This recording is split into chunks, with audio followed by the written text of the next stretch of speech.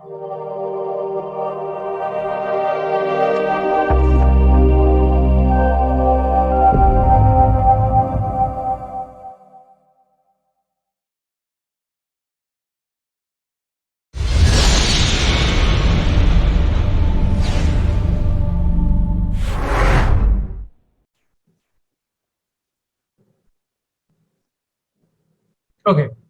तो हम बात कर रहे थे कि अगर हमें कोई भी काम करना है, किसी भी चीज के बारे में हमें आगे बढ़ना है, तो हमें ये पता होना चाहिए कि उस काम को करने के टूल्स क्या है, हमारे पास हथियार क्या है, औजार क्या है, और ये किस तरीके से ये काम होता है। ठीक है, तो जैसे भी आपने थोड़ी देर पहले कुछ वीडियोस देखे होंगे, उन वीडियोस के अंदर वो एक प्रकार का टूल है। ठीक है, तो आज हम उसको लिस्ट डाउन करते हैं ताकि ये वाला वीडियो भी सब लोगों के लिए बहुत ही महत्वपूर्ण हो, और जो जिम्मेदारी हमारे आगे चलने वाले लीडर्स को उठानी चाहिए थी वो घूम फिर के वापस मेरे पास आ गई है। तो हम बेसिक ट्रेनिंग कर रहे हैं, और इससे ज्यादा से ज्यादा लोगों को सारी बातें क्लियर होंगी कि किस तरीके से क्या हो रहा है। ठीक है जी।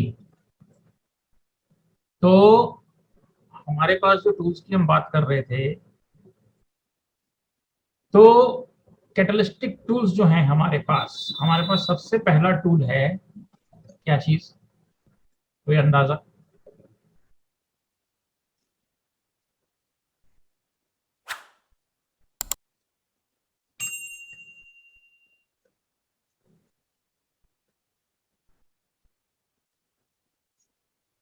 हमारा सबसे पहला टूल है हमारी टीम। ठीक है जी। जी सर।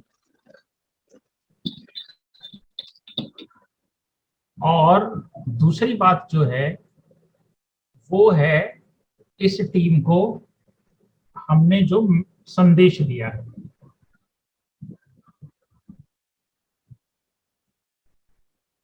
ठीक है, या हमारा मैसेज। ठीक है ना, हमारा मैसेज क्या है, इस मैसेज को समझने के लिए हमें पहले वेबसाइट पर नजर मारनी पड़ेगी। ठीक है ना, वो कहाँ पर मिलेगा, वो मैसेज हमको वेबसाइट पर मिलेगा। ठीक है ना, और हर हर कोई तो यहाँ पर जा नहीं सकता, तो जितने पढ़े लिखे बच्चे हैं, जितने पढ़े लिखे हमारे कार्यकर्ता हैं, जितने पढ़े लिखे लोग परियोजना में हैं, उन सबकी जिम्मेदारी बन जाती है कि उस मैसेज को सही सही पहुंचाना। तो मैसेज के अंदर सबसे पहले जो बात आती है वो बात आती है कि आपका विजन क्या है।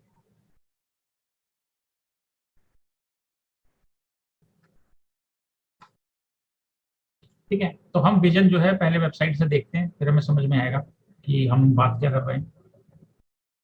जब हम वेबसाइट पर जाते हैं तो वेबसाइट हमने इस हिसाब से इसका फ्रंट पेज डिजाइन किया हुआ है कि सभी लोगों को बड़ा क्लियर मैसेज मिले। ठीक है, तो जो हमारा विजन है, जो हम देख रहे हैं, जो हम सोच रहे हैं, जो हम करना चाहते हैं, वो क्या है, वो हमको यहां से पता लगेगा।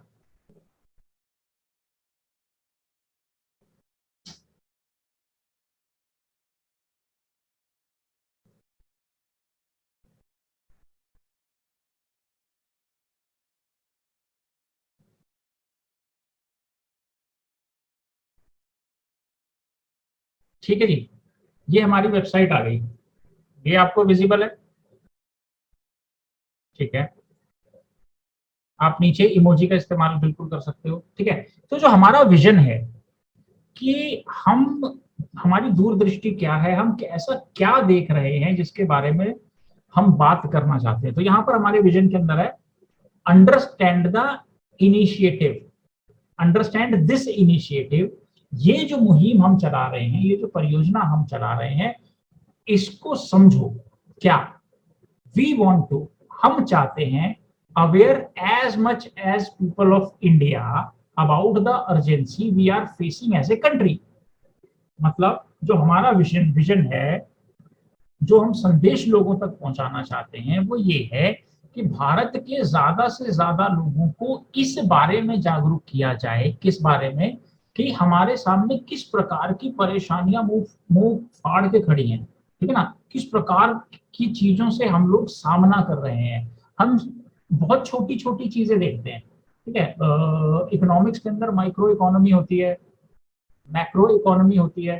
ठीक है, तो इनके अंदर ना दो अलग अलग पर्सपेक्टिव चलते हैं। माइक्रो के अंदर छोटी छोटी चीजों को देखा जाता है, उसकी गणना की जाती है, उससे चीजें निकाली जाती हैं, उससे गणनाएं की जाती हैं। मैक्रो इकोनॉमी के अंदर उन सारी माइक्रो छोटी छोटी चीजों को, माइक्रो इकोनॉमी की चीजों को इकट्ठा करके देखा जाता है। मतलब जैसे हमारी टीम है, ठीक है ना, अब एक टीम के अंदर अगर 26 लोग हैं तो 26 लोग तो हो गए मैक्रो, एक एक व्यक्ति का एक क्लस्टर बन गया, एक ग्रुप बन गया, वो हो गया मैक्रो, मतलब बड़ा सामूहिक रूप से। और माइक्रो का मतलब हो गया एक एक व्यक्ति, ठीक है। जैसे सुरेश हुआ, रमेश हुआ, रेनू हुई, ठीक है, सुलोचना हुई, संतोष हुई, ठीक है, नेहा हुई, राधिका हुई, साक्षी हुई, कोमल हुई। ये एक एक व्यक्ति है। तो जब हम एक एक चीज के ऊपर बात करते हैं, एक एक व्यक्ति के सुख दुख की बात करते हैं, एक एक व्यक्ति के उत्थान की बात करते हैं, उनकी दिक्कतों परेशानियों की बात करते हैं, उसकी कमाई पर बात करते हैं, तो हम गणना करते हैं माइक्रो इकोनॉमिक्स में, ठीक है। मतलब उदाहरण दे रहा हूँ, और इसमें बहुत सी चीजें आती हैं, वो हम अगली ट्रेनिंग में जब बहुत गहराई में चलेंगे तब समझेंगे। और जब हम मैक्रो की बात करेंगे तो इन सब की बात एक साथ करेंगे। तो हमारे सामने बहुत सारी समस्याएं हैं, और उन समस्याओं में से 4 समस्याओं पर हमने अपने क्या बोलते हैं प्रेजेंटेशन के अंदर, और जो अभी आपने वीडियो देखे उसके अंदर उसकी जानकारी है। तो वो क्या समस्याएं हैं, अगर एक एक समस्या करके देखें तो ये होता है क्या कि नौकरी के लिए उत्सुक मानसिकता। हर व्यक्ति आज भारत में केवल और केवल नौकरी करना चाहता है, ठीक है। पर अगर हम नौकरी करना चाहते हैं तो हमें नौकरियां जनरेट भी तो करनी पड़ेंगी, हमें नौकरियां पैदा भी तो करनी पड़ेंगी। तो ये एक समस्या हो गई, ठीक है। दूसरी समस्या हो गई बड़े पैमाने पर बेरोजगारी। तो जब हर व्यक्ति नौकरी करना चाहेगा, कोई व्यापार लगाना नहीं चाहेगा, तो ऑटोमेटिकली सब लोग बेरोजगार हो जाएंगे। ये हमारे पास दूसरी समस्या है, ये अर्जेंसी है, ठीक है ना, कि भारत के अंदर सबको नौकरी चाहिए, तो नौकरी नौकरी नौकरी नौकरी मिल जाए, कैसे मिल जाए, बस कहाँ से मिल जाए, इसी जद्दोजहद में लोग लगे हुए, ठीक है ना। अभी हमने देखा कि अग्निवीर के ऊपर बात हुई तो ट्रेनें जल गई, और पता नहीं किस किस प्रकार की न्यूज आ रही है। क्यों आ रही है, क्यों आ रही है? इसलिए आ रही है कि लोगों को नौकरी की बहुत ज्यादा गरज है। ये है नौकरी की मानसिकता, ठीक है। और दूसरी है बड़े पैमाने पर बेरोजगारी। तो जो आदमी बेरोजगार होगा वही नौकरी करेगा। इसको ऐसे समझाते हैं, मान लीजिए खाना सबको खाना है और खेती कोई नहीं करना चाहता, तो खाना आएगा कहाँ से? जब खाना नहीं आएगा तो लूट खसोट होगी, परेशानियां होंगी, दिक्कतें होंगी, हड़तालें होंगी, धरने होंगे, पत्थरबाजी होगी, आगजनी होगी, ये होगी। लेकिन जितनी एनर्जी हम लोग इन सारी चीजों में वेस्ट कर रहे हैं, हमें कोई जागरूक नहीं कर रहा, हमें कोई रास्ता नहीं दिखाने वाला कि भाई साहब इतनी एनर्जी आप अपना हुनर सीख के कुछ ऐसा करो जिससे कि कुछ 4 5 7 10 लोगों को आप स्वयं रोजगार दे सको। वो वाली चीजें लोग नहीं कर रहे। तो दिक्कत कहाँ पर आई कि नौकरी की भी मानसिकता है कि जी मैं अपना बिजनेस नहीं करूंगा, मैं अपना कोई काम नहीं करूंगा, मैं अपना कोई रोजगार नहीं करूंगा, मेरे को कोई नौकरी दे दे, मैं सवेरे उठूं, वहां पे जाके खूब सारा काम करूं, मन करे तो ठीक, ना करे तो ठीक, और उसके बाद जो है मैं शाम को आऊं और आराम से मैं सो जाऊं। कौन टेंशन ले कि सैलरी कहाँ से देंगे, कौन टेंशन ले कि कंपनी कैसे चलाएंगे, मतलब टेंशन कोई नहीं लेना चाहता। अब अगर टेंशन कोई नहीं लेना चाहता तो एक घर का माइक्रो लेवल पर एक घर का विकास कैसे होगा? और अगर सभी इसी मानसिकता के होंगे तो समाज का विकास कैसे होगा, जिले का विकास कैसे होगा, राज्य का विकास कैसे होगा, देश का विकास कैसे होगा? ये हो गई बहुत बड़ी बात। और छोटी पर आ जाते हैं, मान लीजिए एक घर के अंदर 5 7 8 या 10 लोग हैं, या 4 ही लोग हैं। उन चारों लोगों में से सभी सक्षम हैं, सभी स्किल्ड हैं, सभी कुछ ना कुछ करके आर्थिक गतिविधियां करके पैसा लेके अपने घर को आर्थिक रूप से मजबूत कर सकते हैं कमाई करके। लेकिन उसमें से केवल एक व्यक्ति है जो इस जिम्मेदारी को उठाने की कोशिश कर रहा है, बहुत मेहनत करते हैं वो, और अपना घर चलाने की कोशिश करते हैं। लेकिन 3 4 लोग जो अपने स्तर पर भी अपने परिवार को आर्थिक रूप से मजबूत कर सकते थे, वो कहते हैं नहीं ठीक है, हम कुछ नहीं करेंगे, जो कमा रहा है वो कमाता रहे, हमने बैठ के खाना है, हमने आराम करना है, हमने मंझा तोड़ना है, हम कुछ नहीं करेंगे। अब ये हो गई एक घर की माइक्रो लेवल पर बात। अगर हम इसको बड़े लेवल पर देखें तो जब देश के अंदर लोग व्यापार खुद का नहीं लगाना चाहेंगे, स्वरोजगार हो या और किसी प्रकार का व्यापार हो, व्यापार की बड़ी सारी किस्में होती हैं, अगर वो लोग नहीं करना चाहेंगे तो नौकरियां आएंगी कहाँ से? और जो नौकरियां आएंगी नहीं तो जो नौकरी लेने के लिए बैठे हैं, ठीक उस घर परिवार की तरह कि चलो जब समय आएगा तब देखेंगे। और ऐसे ऐसे करते करते करते हमारे सामने ये बड़ी विकट समस्या खड़ी हो गई कि आज अगर हमने लोगों को रोजगार नहीं दिया तो बहुत कुछ बुरा इस देश में हो सकता है, जिसके की उदाहरण हम रेगुलर देखते आ रहे हैं। ठीक है ना, धरनों के रूप में, पत्थरबाजी के रूप में, आगजनी के रूप में। और ये अर्जेंसी है, जिस अर्जेंसी की हम बात कर रहे हैं पिछले 2-2.5 सालों से, इस अर्जेंसी की ही बात कर रहे हैं कि जल्दी से जल्दी कुछ ऐसा किया जाए। ठीक है, तो ये देश जो है इस चीज को इस चीज से रूबरू है कि अगर हम लोग जनरेट नहीं करते एम्प्लॉयमेंट तो काम कैसे होगा। और तीसरी चीज हमने उसमें देखी कि भाई रोजगार लगाने वाले कम हैं। मतलब अगर कंपनियां नहीं होंगी, फैक्ट्रियां नहीं होंगी अच्छी, ठीक है ना, चोर चक्के डाकू डकैत तो बहुत आते हैं लूटने के लिए, नहीं, जेन्युइन कंपनीज, ठीक है ना, बड़ी बड़ी कंपनी, अच्छी कंपनियां जो सही में समाज की कुछ समस्याओं को दूर करती हैं, उसके बदले में पैसा आर्थिक गतिविधियां करती हैं, प्रॉफिट कमाती हैं और अपने एम्प्लॉयज को और उनका घर भी चलाती हैं और देश को टैक्स देती हैं और उसकी अर्थव्यवस्था भी चलाती है। ऐसी जेन्युइन कंपनीज का होना बड़ा जरूरी है। तो जो लोग किसी जमाने में फैक्ट्रियां या कंपनियां लगाकर बैठे थे, जब उन्होंने अपने बच्चों के अंदर वो स्किल ट्रांसफर नहीं करी, उन्हें खुद तो व्यापार चलाना आ गया, लेकिन अपने बच्चों को उन्होंने बहुत ज्यादा आराम दे दिया कि तुम एक काम करो, अब तो तुम राजा राजकुमार बन गए, चांदी का चम्मच आपके पास आ गया, अब आपको कुछ करने की जरूरत नहीं है, आप आराम से बैठे रहो। अब ऐसे लोगों ने एक बहुत बड़ी गलती करी। उन्होंने गलती ये करी कि अपने बच्चों को अपने एम्प्लॉय से व्यवहार करने नहीं सिखाए। तो जिन्होंने आज से 40 साल 50 साल पहले, 20 साल 30 साल पहले, 10-15 साल पहले फैक्ट्रियां लगाई थी, उन्होंने तो बड़े प्यार से अपने एम्प्लॉयज से बात की, घर परिवार वाला माहौल बनाया। बट जब उनके बच्चे व्यापार करने के लिए आए तो उन्होंने उनको गुलाम ही समझ लिया। अरे तू तपाक करके बात करने लगे, 40 अपने से 10 साल 15 साल उम्र के लोगों के ऊपर। और ऐसे करते करते जो है पुराने वफादार एम्प्लॉयज का दिल टूट गया, मन टूट गया। हुआ क्या?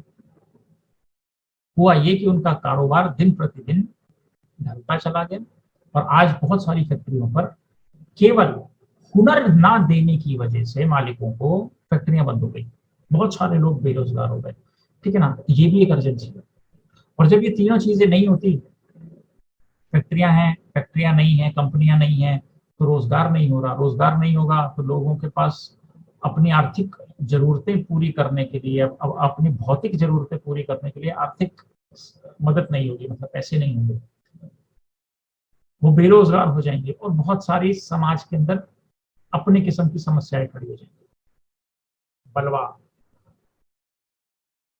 लड़ाई झगड़े, धरने, चोरी, लूट, डकैती, इस प्रकार की समस्याएं खड़ी हो जाती हैं। कब? जब लोगों के पास काम नहीं है, क्योंकि उन्हें घर तो चलाना है ना। तो सही, अब सीधे रास्ते से कहीं पे वो नहीं पहुंच पा रहे तो फिर वो गलत रास्तों का इस्तेमाल करना शुरू करेंगे। ये अर्जेंसी की हम बात कर रहे हैं और वेबसाइट पे बहुत क्लियर कट लिखा हुआ है कि हम ये चाहते हैं कि भारत के ज्यादा से ज्यादा लोगों को भारत के सामने, या भारत जो इस वक्त फेस कर रहा है, उन सारी बड़ी बड़ी समस्याओं के बारे में अवगत कराया जाए। उसके बाद and the need of their contribution to resolve it, और जो उनके सहयोग की आवश्यकता है इन समस्याओं का समाधान करने के लिए, वो सहयोग मांगा जाए। तो हमारा विजन क्या है? ज्यादा से ज्यादा लोगों को समस्याओं से अवगत कराएं और उनका सहयोग लें उन समस्याओं से निपटने के लिए। ये हो गया जी हमारा विजन। ठीक है जी, तो हम इसके ऊपर काम कर रहे हैं और ये मैसेज जो है बहुत अच्छे से जाना चाहिए। अभी तक अगर नहीं गया तो कोई बात नहीं, हम फिर से मेहनत करेंगे, फिर से कोशिश करेंगे। और ये हमारा अल्टीमेट एक विजन है जिसके ऊपर कि हम आप लोगों के साथ मिलके पूरी कोशिश कर रहे हैं कि इसके ऊपर हम काम करें। ठीक है जी, तो हमारा विजन क्या हो गया? इस इनिशिएटिव के माध्यम से, इस मुहिम के माध्यम से, इस परियोजना के माध्यम से ज्यादा लोगों को जो भारत में रहते हैं उनको इस बात से अवगत कराया जाए कि आज आपके सहयोग की जरूरत है इन विकट समस्याओं से पार पाने। ठीक है जी, ये हो गया हमारा विजन। अब इस विजन के चलते जो है हर व्यक्ति को हम अपने साथ लाने की, जोड़ने की और उसके सहयोग की अपेक्षा कर रहे हैं। ठीक है जी। उसके बाद बारी आती है कि जी चलो ठीक है, आप सोच तो बहुत अच्छा रहे हो, अब जितना अच्छा सोच रहे हो तो कुछ ऐसा ये बताओ कि इस सोच को जमीन पे उतारने के लिए आपका मिशन क्या है, किस प्रकार से आप इस मिशन के ऊपर अग्रसर हैं। वो क्या है, वो भी वेबसाइट के ऊपर बड़ा क्लियर कट लिखा हुआ है। क्या लिखा हुआ है, नीचे देखो, जस्ट उसके नीचे। अगर आप उसको मोबाइल पर देख रहे होंगे तो ये इस तरीके से आएगा, ठीक है ना, ये इस तरीके से आएगा। और अगर आप कंप्यूटर पर देखेंगे, लैपटॉप या पीसी पर देखोगे तो ये इस तरीके से आएगा। तो जो हमारा मिशन है, बात करते हैं हम उसकी। इस मिशन के चलते हम क्या कर रहे हैं, हम एक ऐसी मुहिम, सामूहिक मुहिम चला रहे हैं जिसमें हम गांव गांव जाते हैं। ठीक है ना, हम गांव में जाते हैं, हम शहरों कस्बों में जाते हैं, शहरों में जाते हैं, केंद्र शासित राज्यों के अंदर हम लोग जाते हैं और कई कई कई राज्यों में हम पहुंच रहे हैं भारत के। ठीक है, क्या करने के लिए, to meet among different people by medium of distinct awareness camp. मतलब नाना प्रकार के लोगों को हम अवेयरनेस कैंपों के माध्यम से, अवेयरनेस कैंपेनों के माध्यम से मिल रहे हैं जाकर। ठीक है, उसके अंदर हम वर्कशॉप स्टेब्लिश करते हैं। जैसे कि आप गए, आपकी टीम का कोई युवा गया, उसने जाकर लोगों से बात की कि देखो जी ये प्रकार की समस्याएं हैं, आपको हमारे साथ आना चाहिए और अपने स्तर पे अपना सहयोग करना चाहिए। छोटा छोटा सहयोग बहुत बड़ा काम करके जाएगा। ठीक है ना, तो हम उसके लिए क्या करते हैं, वर्कशॉप्स अरेंज करते हैं, मतलब गांव पिंडों के अंदर जाके मीटिंग करते हैं, फेस टू फेस सेशंस करते हैं। ठीक है ना, लोगों से आमने सामने बैठकर बात करते हैं। ये नहीं कि हमने कोई वीडियो बनाकर उसको डाल दिया और काम खत्म हो गया, ऐसा नहीं। हम लोग मेहनत कर रहे हैं, हम पसीना बहा रहे हैं, हम अपना घर छोड़ के, अपना आराम छोड़ के, घर से निकल के जाकर लोगों से मिल रहे हैं और इन समस्याओं के बारे में जो मैंने पीछे बात की है ना, बेरोजगारी, बेरोजगारी कैसे दूर होगी, और उसके ऊपर पूरा वीडियो आपके पास है। ठीक है, वो सारी चीजों के बारे में हम लोगों को बता रहे हैं। हम चौपाल मीटिंगें कर रहे हैं, चौपालों में जा जाकर लोगों से बात कर रहे हैं। और कभी कभार हम डिजिटल कैंपेन के माध्यम से, जो हमने यूट्यूब के ऊपर अपनी वीडियो डाली हुई है, उसके माध्यम से भी हम जो है लोगों तक जागरूकता पहुंचा रहे हैं कि सुनिए, ये वो समय नहीं है कि अब हम चुप बैठे, अब हम सभी लोगों को आगे आना होगा। हम सभी लोगों को जो है कोई ना कोई अपनी जिम्मेदारी उठानी होगी। जो भी कंट्रीब्यूशन हम देश के विकास के लिए कर सकते हैं उसको हम करें। इसके लिए हम भारत के अलग अलग राज्यों में, अलग अलग जिलों में, केंद्र शासितों में, शहरों में, कस्बों में, गाँव में जा रहे हैं और गाँव में जाके अलग अलग प्रकार से वर्कशॉप करते हैं।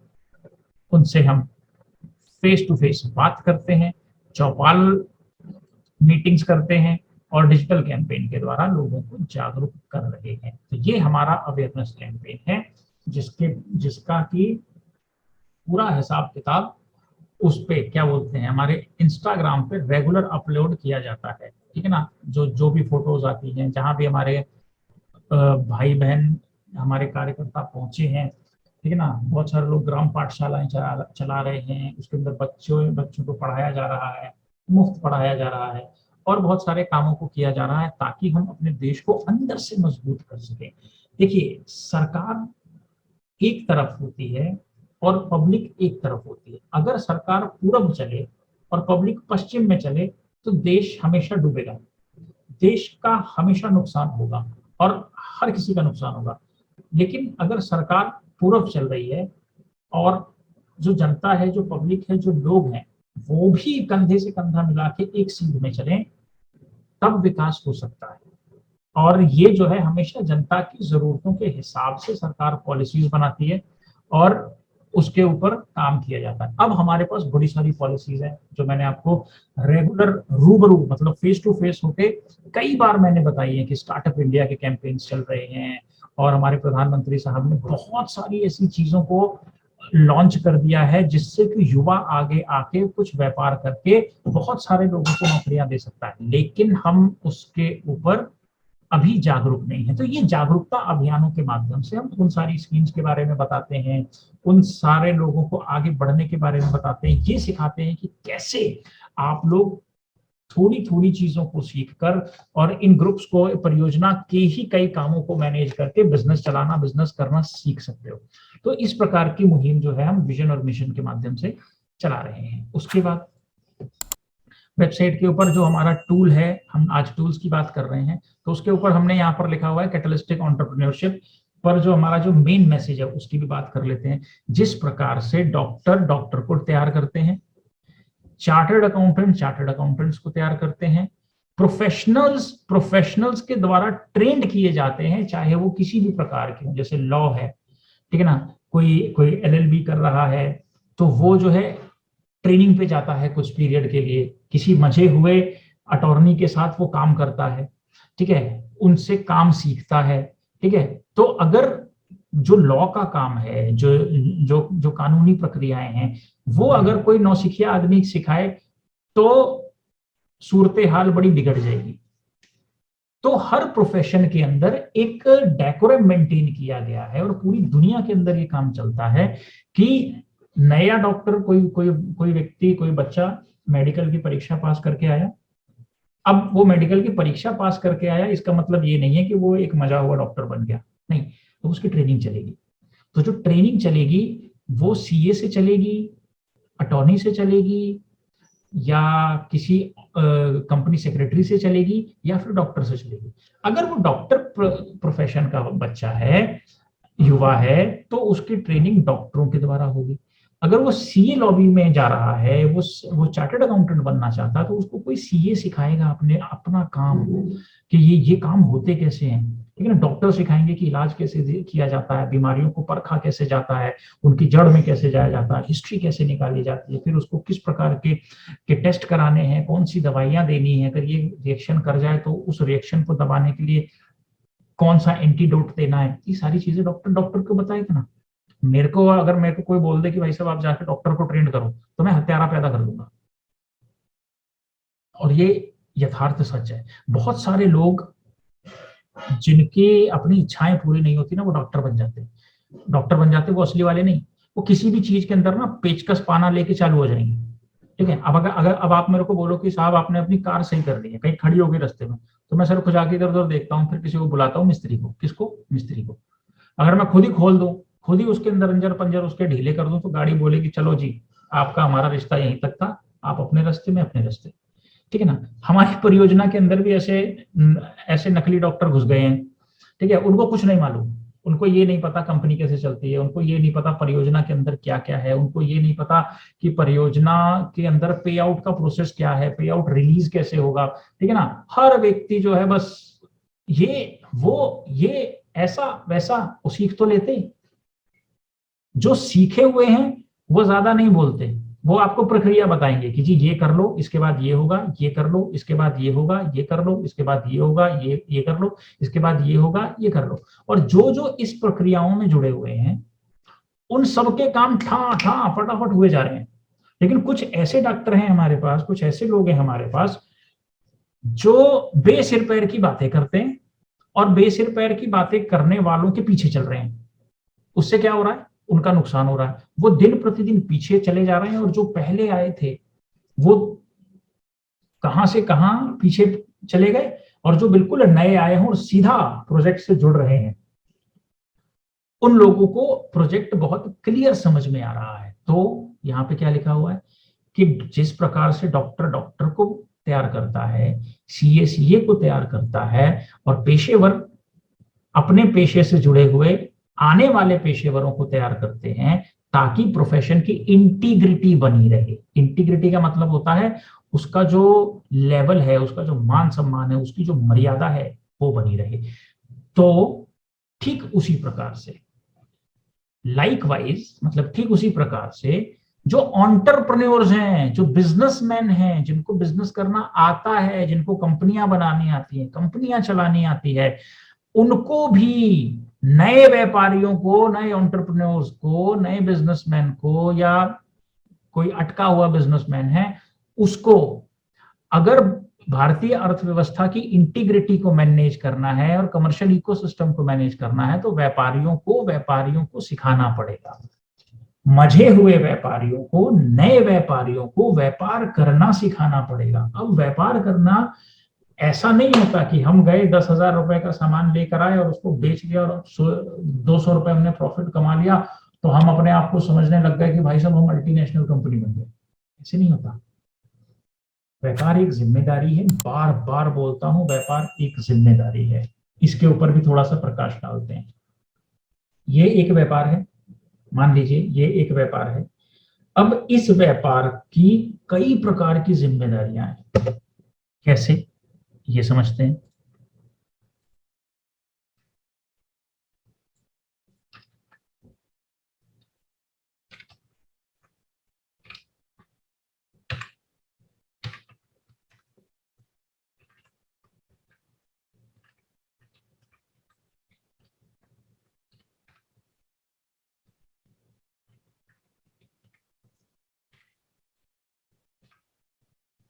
ठीक है, व्यापार एक जिम्मेदारी है। इसका मतलब क्या हो गया? इसका मतलब ये हो गया, व्यापार की जिम्मेदारियां कहां कहां निर्धारित होती हैं। व्यापार की जिम्मेदारी सबसे पहले निर्धारित होती है अर्थव्यवस्था के प्रति।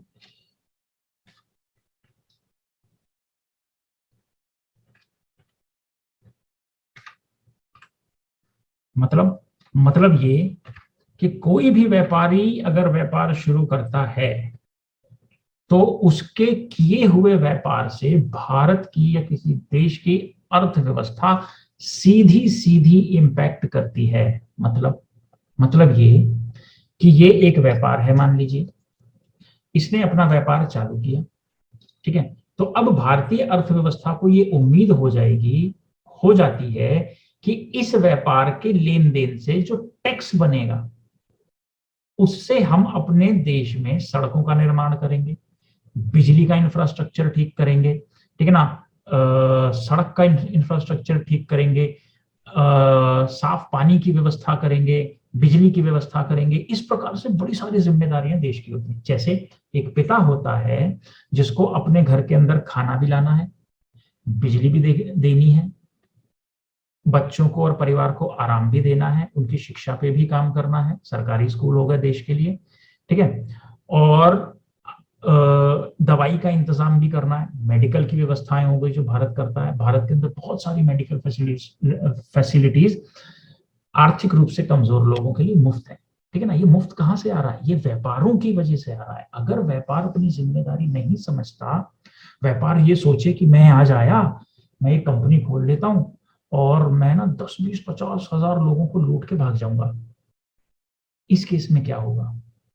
व्यापार आया, देश की अर्थव्यवस्था को ऐसा लग रहा है, देश को ऐसा लग रहा है कि चलो ये व्यापार आया तो अब ये 10, 20, 50, 100, 200, 500 लोगों को रोजगार देगा, उनका घर चलेगा, वो सामान खरीदेंगे, वो सामान बेचेंगे, वो अपनी सेवाएं देंगे, और इससे जो है देश के जीडीपी की और इकोनॉमी के अंदर गणना होगी। लेकिन ये अपने मकसद से आया था, कहता अच्छा जी मैं 50,000 लोगों को लूटूंगा। 50,000 लोगों का मेहनत का पैसा ये लूट के चला गया। तो 50,000 लोगों की जेब ढीली हो गई, 50,000 लोगों के खरीदने की शक्ति, जिसको कि परचेजिंग पावर बोलते हैं, वो खत्म हो गई। अब अगर किसी के पास कोई सामान खरीदने की हैसियत नहीं रह जाएगी तो अल्टीमेटली वो सामान बिकेगा नहीं। तो उस सामान को बनाने के लिए किसी अच्छी कंपनी ने अपने बहुत सारे एम्प्लॉयज को पैसा दिया होगा, काम पे रखा होगा। अब वो एक चोर कंपनी की वजह से बहुत सारे लोगों को चोट पहुंच गई। तो जो कंपनी ठीक ठाक चल रही होगी वो अपने, क्योंकि उसका माल बिका नहीं, क्योंकि 50,000 लोग उसका माल खरीदने नहीं वाले, उसका सामान खरीदने नहीं वाले, उसका सरों का तेल नहीं बिकेगा, उसका आटा दाल चावल नहीं बिकेगा, उसके कपड़े नहीं बिकेंगे, चश्मे नहीं बिकेंगे, दवाइयां नहीं बिकेंगी। तो ऐसी सारी कंपनियां एक झटके में हताहत हो जाएंगी। और जैसे ये एक झटके में हताहत हो जाती हैं, बहुत सारे लोगों के साथ साथ कंपनियों को भी और देश को भी एक झटका सा लगता है। तो जो व्यापार है वो एक जिम्मेदारी है।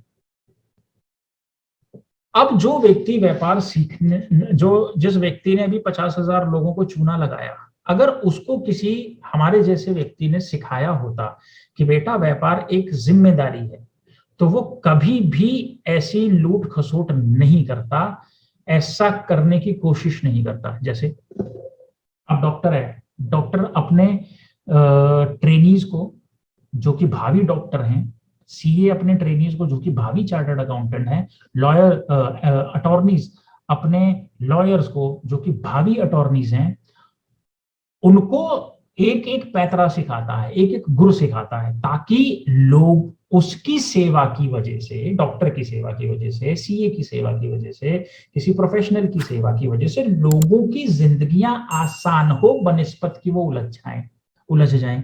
ठीक उसी प्रकार से अगर व्यापारी, अब जैसे हमारे बाप दादों ने हमें बड़ा क्लियर कट सिखाया कि देखो भाई साहब, व्यापार एक जिम्मेदारी है। इसका मतलब ये होगा कि जैसे ही आप व्यापार लगाओगे, 4 5 10 20 50 लोग आपके साथ काम करेंगे, उनका घर चलाना अब आपकी जिम्मेदारी है।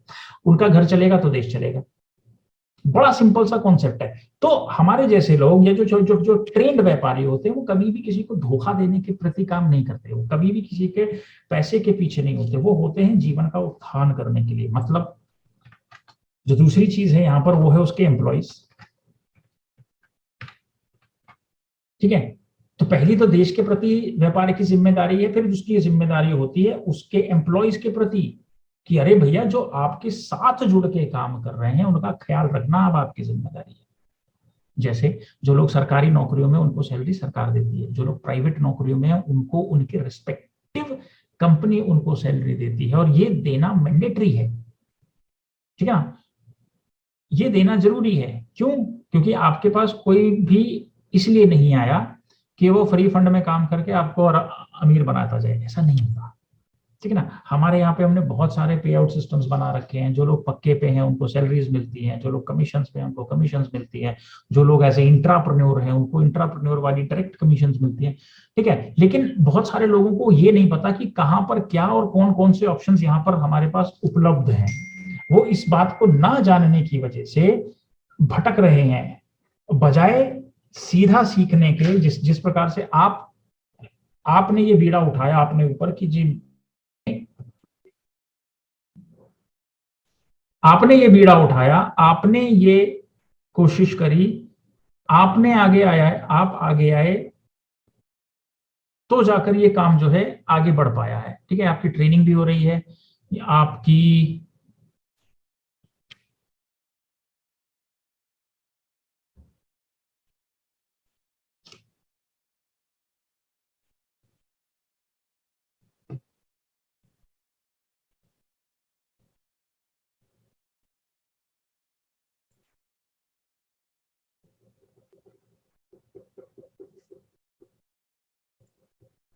जिस प्रकार से आपने इस मैटर को समझा कि नहीं, ट्रेनिंग तो होनी चाहिए, ठीक है, और आप आगे आगे, तो आपको अकेले ही तैयार किया जा रहा है। अब इन्हीं रिकॉर्डिंग्स के माध्यम से बहुत सारे लोगों को तैयार कर लेंगे। ठीक है, वो पता होना चाहिए। ठीक है, जबकि वो हमने अपने आगंतुकों को, जो सबसे आगे हमारे हमारे चल रहे थे, उनको ये सारी बातें हमने 4 4 5 5 घंटे रेगुलर 2 3 महीना बैठाकर सिखाई है। ठीक है, तो कोई ये नहीं कह सकता कि जी हमें कुछ पता नहीं, वो अपना पल्ला नहीं झाड़ सकता, क्योंकि व्यापार की जो जिम्मेदारी होती है वो हर व्यक्ति की होती है। जैसे हमारी परियोजना की अगर हम बात करें, तो आपने अगर कोई काम किया, वो आपसे गलत हो गया या आप कुछ छुपा गए, उस केस में आप पूरा का पूरा मटका या ठीकरा जो है कंपनी के सर पे नहीं फोड़ सकते। क्यों? क्योंकि हमने आपको ट्रेन करने के बाद मार्केट में छोड़ा हुआ है। तो यहाँ पर चाहे वो हमारी पाठशाला में 3 साल का बच्चा अपनी शिक्षा प्राप्त कर रहा हो, या कोई किसी पद पे बैठा हो,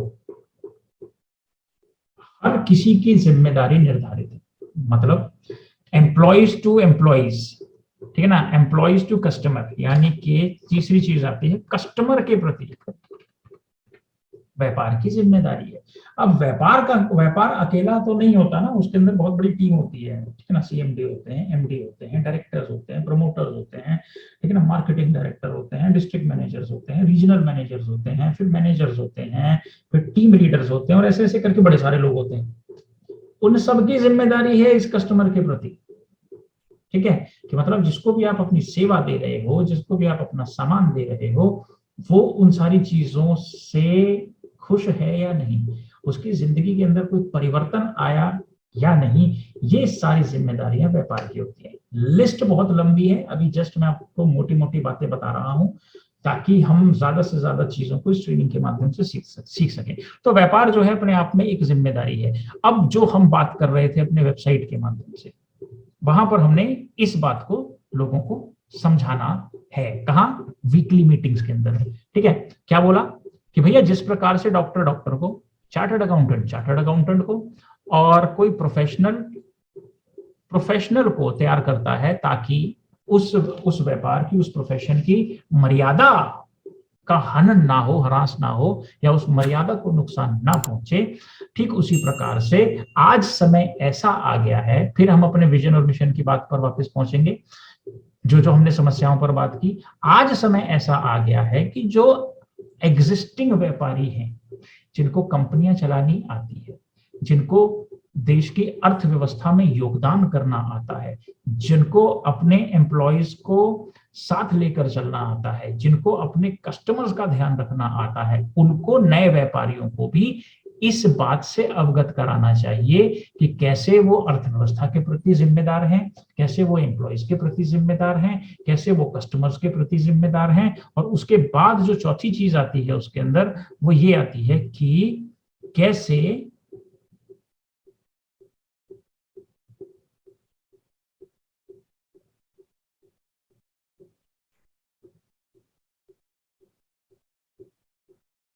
कैसे वो खुद के प्रति और अपने परिवार के प्रति जिम्मेदार है। मतलब ये भी एक बहुत जरूरी चीज है। क्या चीज? सेल्फ या उसकी फैमिली। अगर कोई व्यापार कर रहा है तो इसलिए तो नहीं कर रहा ना कि उसके बच्चों को गुरुद्वारे जाना पड़ जाए, वो अपने बच्चों के प्रति भी तो उत्तरदायी है। तो कोई व्यापारी देश के प्रति, मतलब कि अर्थव्यवस्था के प्रति, कोई व्यापारी अपने एम्प्लॉयज के प्रति, या अपने साथ काम कर रहे लोगों के प्रति, ठीक है ना, एम्प्लॉयज और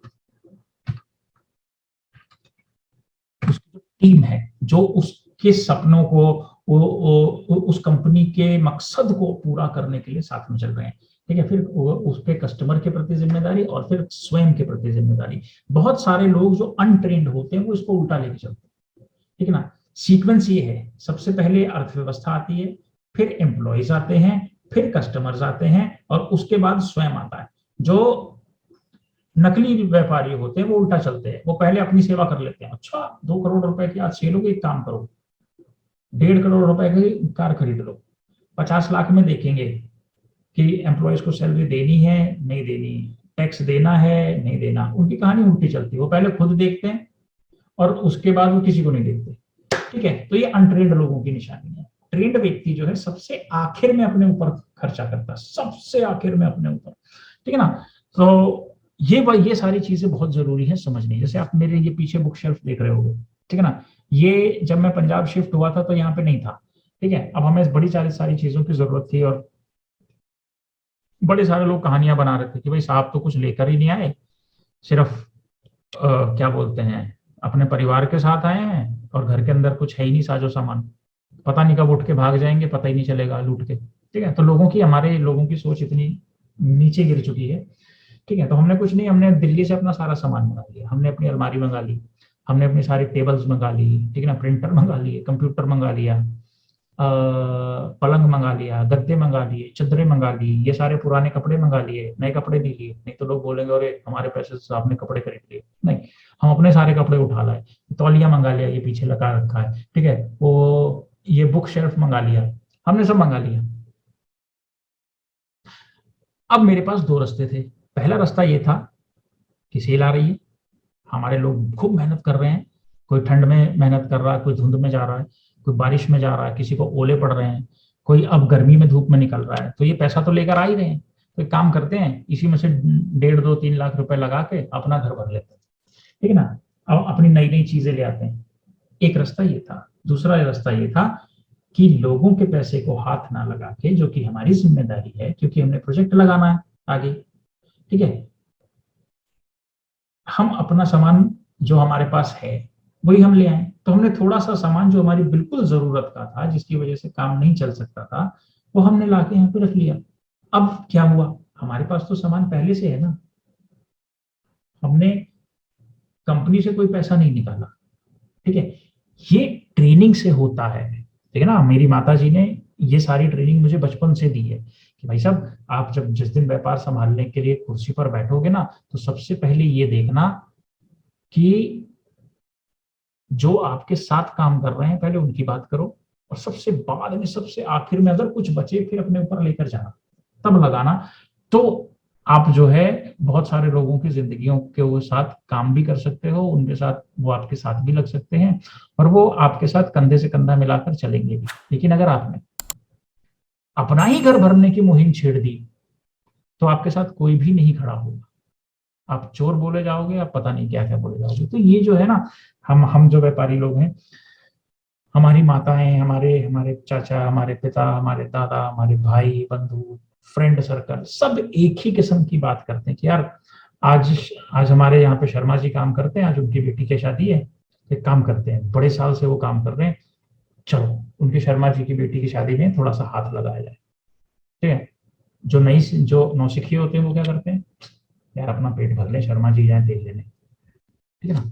तो ये ट्रेनिंग का नतीजा होता है, ठीक है ना। तो इसलिए ट्रेनिंग बहुत जरूरी है। मैं आप लोगों को सिखा क्या रहा हूँ, मैं यही तो सिखा रहा हूँ कि सर ट्रेनिंग करो। पहले आप मजे हुए व्यापारी की मानसिकता तो समझो, सोच तो समझो। एक व्यापारी समझता है, व्यापारी व्यापारी बनता कैसे है, ठीक है ना। बहुत सारी कंपनीज आप देख रहे हो पूरे देश के अंदर चल रही हैं, पूरी दुनिया के अंदर चल रही हैं। अगर वो सारे के सारे सिर्फ खर्चा अपने ऊपर करें, ठीक है, और खुद ही अमीर होते चले जाएं, किसी के बारे में ना सोचें, तो उनका काम तमाम है, ठीक है ना। और फिर सिस्टम होता है कि जिसने जो काम किया उसको उसकी मेहनत का पैसा मिल जाए, ठीक है ना। ये एक तरीका है, लेकिन उस तरीके का भी पता होना चाहिए। अब हमारे यहाँ पे बहुत सिंपल सा तरीका है कि कोई भी आएगा, कोई भी सेल लेकर आया, तो जो डायरेक्टर मार्केटिंग है, जो मार्केटिंग डायरेक्टर है, वो उस सेल की पुष्टि करके अपनी रिपोर्ट बनाकर आगे सबमिट करेगा अपने लेटर हेड पे, ठीक है ना।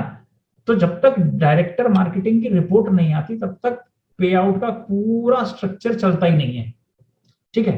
तो अगर डायरेक्टर मार्केटिंग ने अपनी जिम्मेदारी नहीं उठाई, तो पे आउट किसी को नहीं मिल सकता, किसी को भी नहीं मिल सकता। और ये बात जो है लोगों को पता ही नहीं। बस उनको तो लगता है हाँ जी किसी ने हवा मार दी, हाँ हम पे आउट करा देंगे। तो प्रोसेस तो पूरा कराओ, क्योंकि जिम्मेदारी है ना जी। किसी का 10 रुपए आया, किसी ने 10 रुपए का प्रोडक्ट खरीदा, अब हमारे ऊपर जिम्मेदारी है ना कि हमने उसको आगे कैसे करना है। तो उस जिम्मेदारी को बखूबी पूरा निभाने के लिए एक स्ट्रक्चर बना रखा है कि कोई भी सेल होगी, जो डायरेक्टर मार्केटिंग है वो उनकी पुष्टि करेंगे कि पैसा कंपनी में जमा हुआ, नहीं हुआ, नहीं हुआ तो क्यों नहीं हुआ, चोरी हो गया, गायब हो गया, कोई लूट के भाग गया, वो सारी रिपोर्ट डायरेक्टर मार्केटिंग को देनी होती है। फिर वो जो है उनका पे आउट रिलीज करता है कि जी इसका ये बना, इसका ये बना, इसका ये बना, ये इसका बना। फिर वो जाता है डिस्ट्रिक्ट मैनेजर के पास, ठीक है। जब वो डिस्ट्रिक्ट मैनेजर के पास जाता है, तो फिर वो उसकी पुष्टि करता है कि यार ये ठीक है, ये ठीक है, नहीं ये गड़बड़ है, इसको इस तरीके से पूरा होना चाहिए, इसको पूरा करके लाओ, ये ठीक है, ये ठीक है, ये ठीक है, ये ठीक है, ये ठीक है, ये ठीक है, ये ठीक है। फिर वो जो डिस्ट्रिक्ट के मैनेजर हमारे हैं, वो डिस्ट्रिक्ट मैनेजर उस फाइल को हमारे कापा में भेजते हैं, ठीक है। कापा का मतलब हो गया हमारा जो ऑडिट और पेमेंट डिपार्टमेंट है, उसके अंदर जाता है। फिर वो लोग उसको क्रॉस वेरीफाई करते हैं। 3 जगह पे वेरीफाई हो गया, डायरेक्टर मार्केटिंग, डिस्ट्रिक्ट मैनेजर, कापा। फिर कापा उस फाइल को प्रॉपर करके फिर उसको Delhi head office finance department में भेजता है। फिर वो वहां से रिलीज करता है, पैसा वापस कापा के अंदर आएगा, जो हमारा ऑडिट डिपार्टमेंट है, फिर वहां से रिलीज होगा, ठीक है ना। ये प्रोसेस है हमारा, ठीक है। लेकिन इस प्रोसेस को कुछ लोगों ने बाईपास कर दिया। जब तक डायरेक्टर मार्केटिंग की रिपोर्ट ही नहीं आएगी, तब तक पूरा स्ट्रक्चर चलेगा कैसे, ठीक है ना। और यहाँ पर क्या होता है कि ये गलत डिपार्टमेंट में फोन कर करके उनका सिर खाते हैं। जिनका काम ही नहीं है उनसे आप बात क्यों कर रहे हो, जिनका ये मसला ही नहीं है, मसले के अंदर लुधियाना ऑफिस कहीं नहीं आता, ठीक है ना। लुधियाना ऑफिस का काम है सारी कागजी कार्रवाई पूरी कराना, चुनाव पूरे कराना, ग्रुप देखना, केवाईसी तैयार करवाना, पेमेंट्स का लेना देना लुधियाना दफ्तर का काम ही नहीं है। और लोग वहां पे फोन कर रहे हैं, हाँ जी क्या हुआ जी, क्या हुआ जी, क्या हुआ जी। कापा जो है वो हमारा आंतरिक मैटर है। तो 2 जगह पर आपको बात करनी चाहिए, एक मार्केटिंग डायरेक्टर से और एक डिस्ट्रिक्ट मैनेजर से, बस। तीसरी जगह आप बात करोगे तो पेमेंट के ऊपर कोई बात नहीं करेगा। तो ये क्या हो गया एम्प्लॉयज एंड टीम्स को देने का। अब यहीं पर झोल मचा रखा है। बहुत सारे लोग जो है सीधा बात कर लेंगे, साहब से बात कर लेंगे, मेरे से कुछ नहीं होगा, मैं तो खुद कंपनी के अंदर सिर्फ 500 रुपए सैलरी लेता हूँ, इससे ज्यादा मेरे को मिलती नहीं, मुझे खुद सैलरी मिलती है। ठीक है मैं ड्राइवर हूँ, ठीक है मैं कंपनी को ड्राइव कर रहा हूँ, मैं कंपनी को चला रहा हूँ, लेकिन सारे कायदे कानून जो सबके लिए हैं वो मेरे लिए बराबर है, वो मेरे लिए बराबर है। तो ये बात जो है बहुत क्लियर कट हम सभी लोगों को पता होनी चाहिए। कुछ लोग जो मेरे से सीधे संपर्क में हैं वो ये सोचते हैं कि वो मुझ पर दबाव डाल के किसी भी प्रकार का काम करा लेंगे, बिल्कुल नहीं हो सकता। कंपनी के कुछ कानून हैं, कुछ कायदे हैं, कुछ रूल्स हैं, कुछ रेगुलेशंस हैं, कुछ प्रोसेस हैं, बिना उनके कोई काम नहीं हो सकता।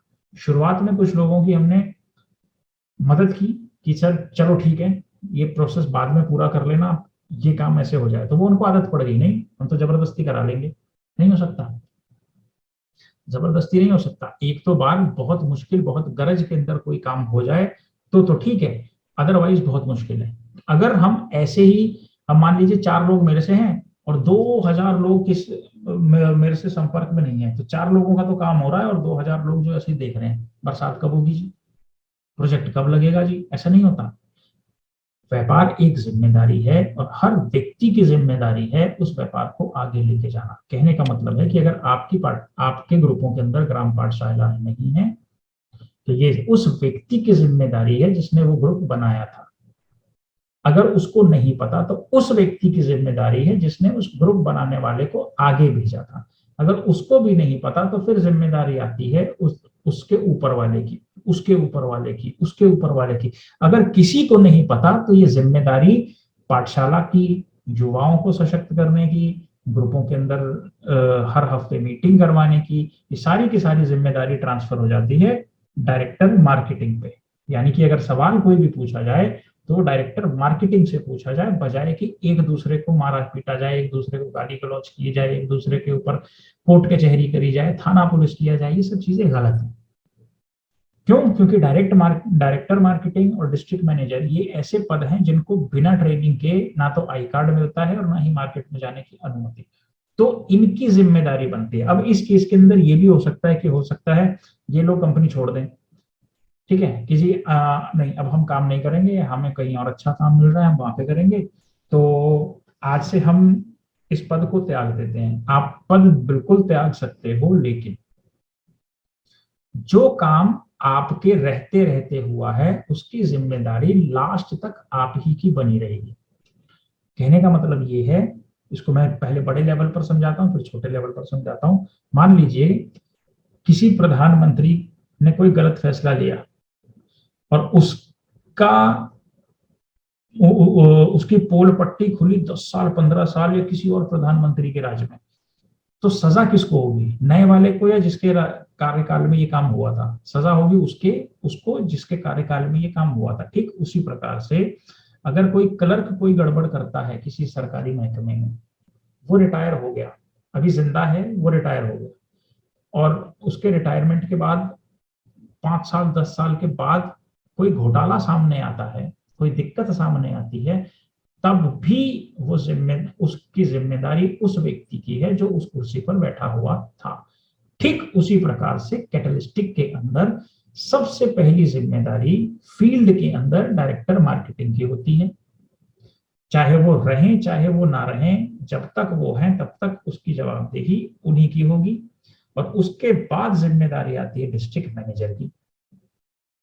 अब डिस्ट्रिक्ट मैनेजर रहे ना रहे, निकाल दिया जाए या चला जाए, कुछ भी हो, लेकिन इस संसार में जब तक वो जीवित है, ऊपर वाला भी नीचे वाला भी, तब तक उसकी जिम्मेदारी निर्धारित है। किसी भी वक्त किसी भी समय उससे ये पूछताछ की जा सकती है कि जी आपके कार्यकाल में ये इस प्रकार की गड़बड़ हुई थी, अब ये गड़बड़ सामने आ गई है, आपने छुपा के रखी, आपने बताई नहीं, इसकी सजा आपको मिलेगी। आप कानूनी रूप से बिल्कुल नहीं बच सकते। आप एक लॉ की स्टूडेंट हैं, आप ये बात बहुत अच्छे से जानती होंगी, राइट? तो उसके बाद किसी की भी हर किसी की जिम्मेदारी ठीक इसी प्रकार से हमारी परियोजना में भी निर्धारित है। तो अपने सभी लोगों को, सभी टीम मेंबर्स को, अपने सभी युवाओं को, और जहां कहीं भी आप जीवन में आगे जाएं परियोजना को लेके, सभी को उनकी जिम्मेदारियों का एहसास कराया जाए। मतलब क्या है? मतलब ये है, ग्रुप बना, ग्रुप का जो हेड होगा उसकी ग्रुप के प्रति क्या जिम्मेदारी है हम बताएं, उसे बताना है। प्रधान की क्या जिम्मेदारी है उसे बताना है। सेक्रेटरी की, सचिव की क्या जिम्मेदारी है उसको बताना है। खजांची की क्या जिम्मेदारी है उसको बताना है। जो ग्राम पाठशाला की शिक्षक या शिक्षिका होगी उसकी जिम्मेदारी क्या है उसको बताना है, उसको एहसास कराना है और उस जिम्मेदारी को उठाने के लिए सबको सशक्त भी करना है। कैटलिस्टिक रक्षक की क्या जिम्मेदारी होगी ये भी बताना है, और कैटलिस्टिक प्रहरी की क्या जिम्मेदारी होगी वो भी बताना है। तो हर किसी की जिम्मेदारी निर्धारित है। जिस प्रकार से कहीं भी कोई गलती होती है तो उस गलती में जो कुछ भी समाधान हो सकता है उस समाधान को लेके मैं स्वयं जाता हूँ। मैं इसलिए नहीं, मैं किसी के भी सर पे मार सकता हूँ, अच्छा यार ये उसने किया था, इसकी जिम्मेदारी है, मैं नहीं जानता। मैं तो बहुत आसान कुर्सी पर बैठा हूँ और मुश्किल कुर्सी पर भी बैठा हूँ। आसान का मतलब क्या कि किसी दूसरे के सिर पे ठीकरा फोड़ दो। अगर हम ये करें तो क्या होगा? तो विश्वास चला जाएगा, काम खराब हो जाएगा, दिक्कत हो जाएगी। ठीक है ना? तो जिस प्रकार से हमारे किसी भी व्यक्ति की हुई गलती के लिए मैं स्वयं जाके माफी मांगता हूं, हर व्यक्ति को अपनी जिम्मेदारी समझनी पड़ेगी। ऐसा नहीं है कि आप करके भाग गए और उसको पीछे से हम समेट रहे हैं, बिल्कुल नहीं। ऐसा मत करो, क्योंकि इस काम को करने में, ऐसा करने में हमारा बहुत समय बर्बाद हो जाएगा। 2.5 साल बस यही, उसने गलती की, उसकी गलती के लिए मैं माफी मांग रहा हूँ, उसने गलती की, उसकी गलती के लिए मैं माफी मांग रहा हूँ, उसको जानकारी नहीं थी, उसने कुछ और बोल दिया, उसको जाके मैं समझा रहा हूँ, उसको मैं ट्रेनिंग करा रहा हूँ। तो जब सारे काम मैं ही करूंगा तो इतने सारे लोगों के होने का फायदा क्या है? ठीक है। तो हमें ये समझना होगा कि अर्थव्यवस्था के प्रति हमारी क्या जिम्मेदारी है। जैसे हम हर महीने जीएसटी टाइम से भरते हैं, ठीक है ना? जब इनकम टैक्स देने की बारी आती है हम टाइम से देते हैं, हम अपना ऑडिट कराते हैं, ताकि देश को ये पता रहे कि कैटलिस्टिक ने कितना व्यापार किया और कितना योगदान किया। ठीक है ना? इससे अर्थव्यवस्था को बहुत बल मिलता है। ठीक है ना? सरकारों को बहुत बल मिलता है। फिर हम अपने एम्प्लॉयज की बात करते हैं, अभी आप लोग सीख रहे हो, ठीक है ना? तो हम पूरी शिद्दत के साथ आप सभी लोगों को आपके लेवल पर बात सिखा भी रहे हैं। ठीक उसी प्रकार से आपकी जिम्मेदारी बनती है कि अगर मैंने आपको एक शब्द सिखाया, एक बात सिखाई, एक हुनर सिखाया, एक पैंतरा सिखाया, तो आप अपनी सारी टीमों को सशक्त करें, अपनी सारी टीमों को भी सशक्त करें और दूसरों की भी टीमों को सशक्त करने के लिए अपने आप को जिम्मेदार समझें। क्योंकि हम ज्यादा से ज्यादा लोगों को सशक्त करेंगे तब भारत की इतनी बड़ी बड़ी समस्याओं का समाधान कर सकते हैं।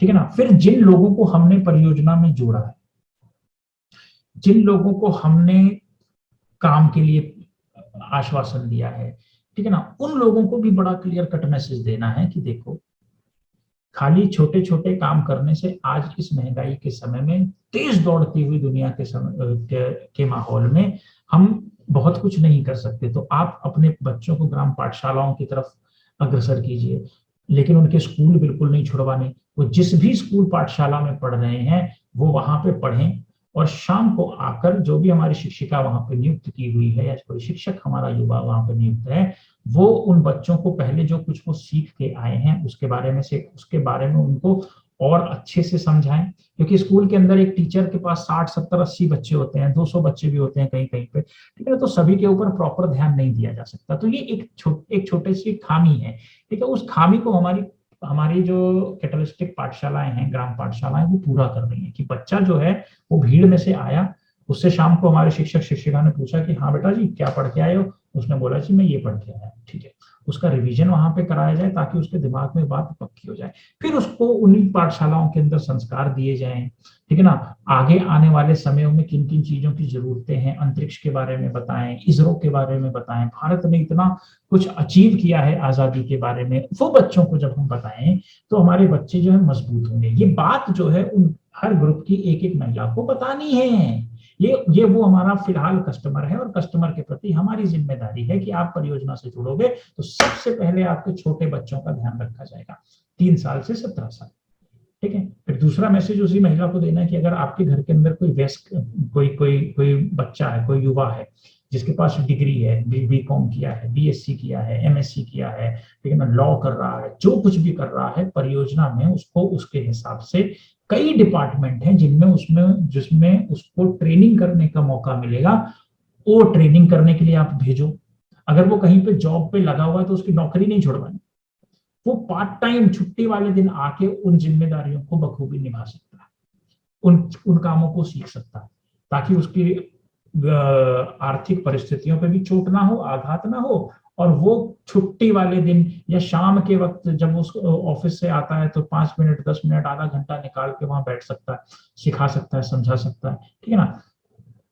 उसके बाद जो हमारे बुजुर्ग हैं, उन बुजुर्गों को इन युवाओं के साथ और बच्चों के साथ कनेक्ट करना, ताकि जो हमारे बुजुर्ग हैं, जो हमारे बड़े हैं, जो हमारे बड़े सयाने हैं, वो सभी अपने जीवन के एक्सपीरियंस बच्चों के साथ शेयर करें, उससे उनको बहुत प्रकार का ज्ञान मिलेगा, ठीक है ना। ये हमारी जिम्मेदारी है, हर एक व्यक्ति को जिसको हम परियोजना में लाए हैं उसको बताना। ये मेरी जिम्मेदारी नहीं है, ये मेरी तो है, हम सबकी जिम्मेदारी है।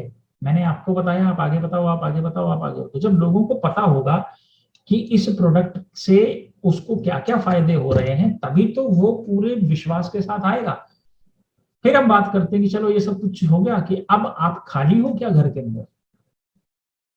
क्या आपके पास दिन के अंदर 2-3 घंटे होते हैं? हाँ, तो परियोजना कुछ महिलाओं के लिए, कुछ सशक्त उनको करने के लिए कुछ छोटे छोटे ग्राम लेवल पर, पिंड लेवल पर, ठीक है ना, ग्राम उद्योग कहते हैं इनको, तो ग्राम उद्योगों के माध्यम से ऐसी महिलाएं जिनके पास दिन में 2-3 घंटे होते हैं अपनी जिम्मेदारियां घर की पूरी करने के बाद, वो हमारे पास फुल टाइम या पार्ट टाइम इस प्रकार से कामों में अपना योगदान देके एक्स्ट्रा इनकम अर्जित कर सकती हैं। ये मैसेज देना था, और यही मैसेज दिया जाना चाहिए। बच्चे, युवा, बुजुर्ग, महिलाएं, पार्ट टाइम या फुल टाइम। सीधा जाके हम उनको कुछ भी बोलेंगे, ऐसी कोई भी बात करेंगे, जैसे हमने जाके बोला जी ये स्टेपलर है, इसको ले लो, बड़ा फायदा होगा। तो 2-4 लोगों ने बोला अच्छा ये स्टेपलर है, इसको ले लेते हैं, बड़ा फायदा होगा। उन्होंने स्टेपलर ले लिया। अब उनको पता ही नहीं इसका करना क्या है, इसका करना क्या है, ठीक है ना। जिसने उनको ये स्टेपलर बेचा था उसकी तो सेल हो गई, उसको तो सैलरी या कमीशन मिल गई, लेकिन उसको पता ही नहीं क्या करना है।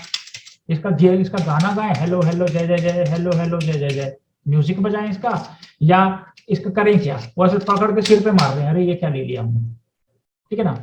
जो उसको लेके आया था, जिसने उसको ये स्टेपलर बेचा है, उसको बताना चाहिए था ना जी ये ऐसे खुलता है और इसके अंदर ऐसे पिन भरी जाती है, ये देखो ऐसे पिन भरी जाती है, खूब पिन इसके अंदर भर दी जाए, उसके बाद इसको ऐसे बंद किया जाता है, और आपके घर में जितने भी बिखरे हुए कागज हों बस उनको पकड़ के ऐसे कर दो, वो जिंदगी भर के लिए सिमट गए।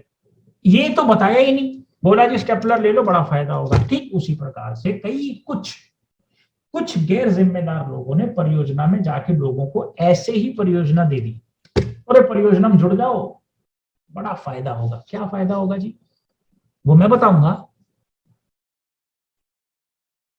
वो हमें बताना है कि अगर कोई परियोजना से जुड़ता है। अभी आपको मैंने एक भेजा, क्या बोलते हैं, प्रेजेंटेशन, उसके अंदर आपने देखा होगा हमने 12 प्रकार के फायदे उसमें बता रखे हैं कि कोई भी अगर परियोजना से जुड़ता है तो उसको पहला, दूसरा, तीसरा, चौथा, पांचवा, ऐसे 12 प्रकार के फायदे हमने उसमें बड़े क्लियर कट बताए, किसी ने नहीं बताए।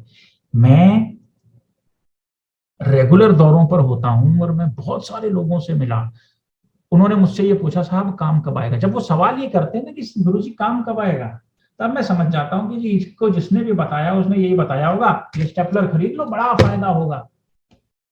मैं क्या करूं, मैं तो वहां पे काम लगाने गया था, मैं तो वहां पे ये परीक्षण करने गया था कि भैया कितने लोगों की तैयारी हो जाए, इसको काम करें, इसको काम लगाएं, इसको इसकी ड्यूटी निर्धारित करें, इसको सुनिश्चित करें, इसको आगे बढ़ाएं।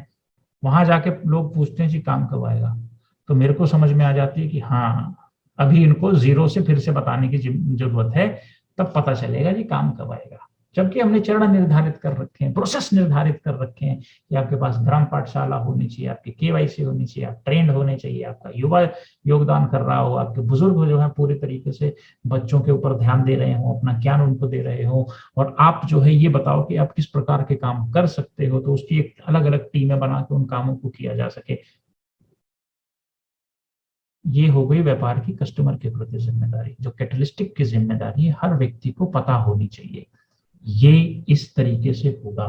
तो हमने जो पिछली क्लास में बात की थी कि अगर हम किसी को इस प्रकार से स्पष्ट बताएंगे तो वो आपसे काम नहीं मांगेगा। क्यों? क्योंकि उसकी कई टेंशन खत्म हो गई। पहली टेंशन कि जी मेरे छोटे बच्चों का भविष्य क्या होगा, वो कैटलिस्टिक ने दे दिया अपनी ग्राम पाठशालाओं के माध्यम से। मेरे युवा जो पढ़ लिख के धक्के खा रहे हैं उनको कब काम मिलेगा, कहाँ मिलेगी स्टेबिलिटी, कहाँ मिलेगी, कब वो अपने पैरों पे खड़े होंगे, वो हमने प्रोवाइड कर दिया। उनके घर के अंदर बूढ़े जो हैं, जो अकेले हैं, जो अलग रहते हैं, क्यों? क्योंकि ये जो वयस्क व्यक्ति है वो घर में घर चलाने की जद्दोजहद में मशगूल है, ठीक है ना। वो घर चलाने के लिए रोज स्ट्रगल कर रहा है, तो वो ना अपने बुजुर्गों को ध्यान दे पा रहा है, ना अपने बच्चों पे ध्यान दे पा रहा है, ना खुद पे ध्यान दे पा रहा है, ठीक है। उससे हम ज्यादा उम्मीद नहीं करते, लेकिन उसकी टेंशन है कि यार मेरे बुजुर्गों ने तो मुझे बड़ा कर दिया, बहुत लाड प्यार से पाल पोस के यहाँ तक पहुंचाया, लेकिन आज मेरे पास ऐसा समय आया कि घर चलाने के चक्कर में मैं अपने पिताजी से, अपनी माताजी से बात नहीं कर पा रहा हूँ। ये टेंशन है और ये सच्चाई है। तो हमने उन बुजुर्गों को भी जो है कैटलिस्टिक पाठशालाओं के अंदर मिला लिया कि जी ठीक है, आप आइए, आपके भी 2-3 घंटे निकल जाएंगे, बच्चों को भी ज्ञान मिल जाएगा, आपका भी अकेलापन दूर हो जाएगा। तो ये जो व्यक्ति है जिसके की आप लोगों ने ग्रुप बनाए हैं, उसकी तीनों बड़ी बड़ी टेंशन तो हमने हर ली। हमने ये बताया ही नहीं कि ये वाला जो स्टेपलर है ये कई प्रकार की समस्याएं आपकी हर लेगा, ये नहीं बताया। बट ये बताया कि हाँ ये स्टेपलर खरीद लो, बड़ा फायदा होगा। आधा अधूरा ज्ञान क्यों दिया है? अधूरा ज्ञान जी का जंजाल, बार बार बार बार बार बार बोलते। जो व्यापार है वो एक जिम्मेदारी है। आगे चलते हैं। फिर हमारी जिम्मेदारियां हमारे प्रति आती है। जब आप ठीक से अपनी जिम्मेदारियों को निभाएंगे तो जो परियोजना है वो भी प्रतिबद्ध है कि आपके घर के अंदर सुनिश्चित समय पर आपकी मेहनत के अनुसार से आपका मेहनताना पहुंचे। शास्त्रों में क्लियर कट लिखा हुआ, पवित्र शास्त्रों में बहुत क्लियर कट लिखा हुआ है कि मजदूर की मजदूरी उसका पसीना सूखने से पहले मिलनी चाहिए। लेकिन जो देने हारा है, जो देने वाला है, उसको जो पता ही नहीं होगा कि प्रोसेस क्या हुआ, क्या घटा, क्या हुआ। डायरेक्टर मार्केटिंग ने अपनी जिम्मेदारी निभाई, डिस्ट्रिक्ट मैनेजर ने अपनी जिम्मेदारी समय पर निभाई। ऐसा नहीं है काम आज हुआ और फाइल पहुंच रही 10 महीने के बाद, तो पेमेंट भी तो 10 महीने 11 महीने के बाद रिलीज होगी। तो जिम्मेदारी उठानी होती है ना। जब आप, जैसे आपके ग्रुप है, जितने भी ग्रुप हैं, जितने भी आपके लीडर हैं, आपकी जिम्मेदारी है कि उनको उनका पैसा पहुंच रहा है समय से या नहीं। तो उसके लिए आपको समय से काम करना पड़ेगा। हमारे यहाँ पे नियम है कि सब कुछ करके आप 21 से 25 तारीख के बीच में जमा करा दीजिए। 26 से लेके 10 तारीख तक सबके पेमेंट रिलीज होते हैं, सबके पेमेंट रिलीज होते हैं जिनका आता है। तो जो हमारे कापा में है, जो सैलरीज वगैरह है, वो 25 तारीख को रिपोर्ट दिल्ली पहुंच जाती है कि इस महीने इसकी इतनी एब्सेंट है, इतना ये है, इतना ये है, ये कटौती है, ये फलाना है, ये ढिमकाना है। और उसके बाद उसका रिपोर्ट पहुंच जाता है और वहां से सैलरी रिलीज हो जाती है। सिंपल सा सिस्टम। तो हमें अपनी जिम्मेदारी निभानी पड़ेगी। अब ये इतना हौच पौच हो गया कई जगहों पर, क्यों? क्योंकि वहां पे उन्होंने अपने बीकॉम, जो टैली वैली करके घूम रहे हैं बच्चे, उनको इन्वॉल्व नहीं किया। अगर उनको कर लेते तो वो फटाफट अपना हिसाब किताब बना के हाथ में रख लेते। सर ये रहा, ठीक है। तो सेल्फ और हमारे परिवार के प्रति भी हमारी जिम्मेदारी बनती है। तो हमें इसको बहुत गहराई से समझना होता है। आगे चलते हैं वेबसाइट पर, वहां पर जो हम टूल्स की बात कर रहे हैं आज हम वही सीख रहे हैं। चलिए नेक्स्ट है यहाँ per hour stand for Indian economy. भारतीय अर्थव्यवस्था के लिए कैटलिस्टिक का स्टैंड क्या है, हमारी विचारधारा क्या है, किस चीज पर हम काम कर रहे हैं। हम क्या काम कर रहे हैं? सबसे पहला काम कर रहे हैं हम एम्पावरिंग यूथ, युवा को हम सशक्त कर रहे हैं। आप एक युवा हैं और आपको जो मैं ट्रेनिंग के माध्यम से मजबूत कर रहा हूं, और जैसे जैसे आप सीख रही हैं, आपने अपनी 10-15 लोगों की टीम बनाई हुई है, आप उनको जाके सशक्त करते हैं। और ऐसे करते करते एक के पीछे एक, एक के पीछे एक, एक के पीछे एक, हम बहुत सारे लोगों को सशक्त कर पाएंगे जब खुद सशक्त होंगे।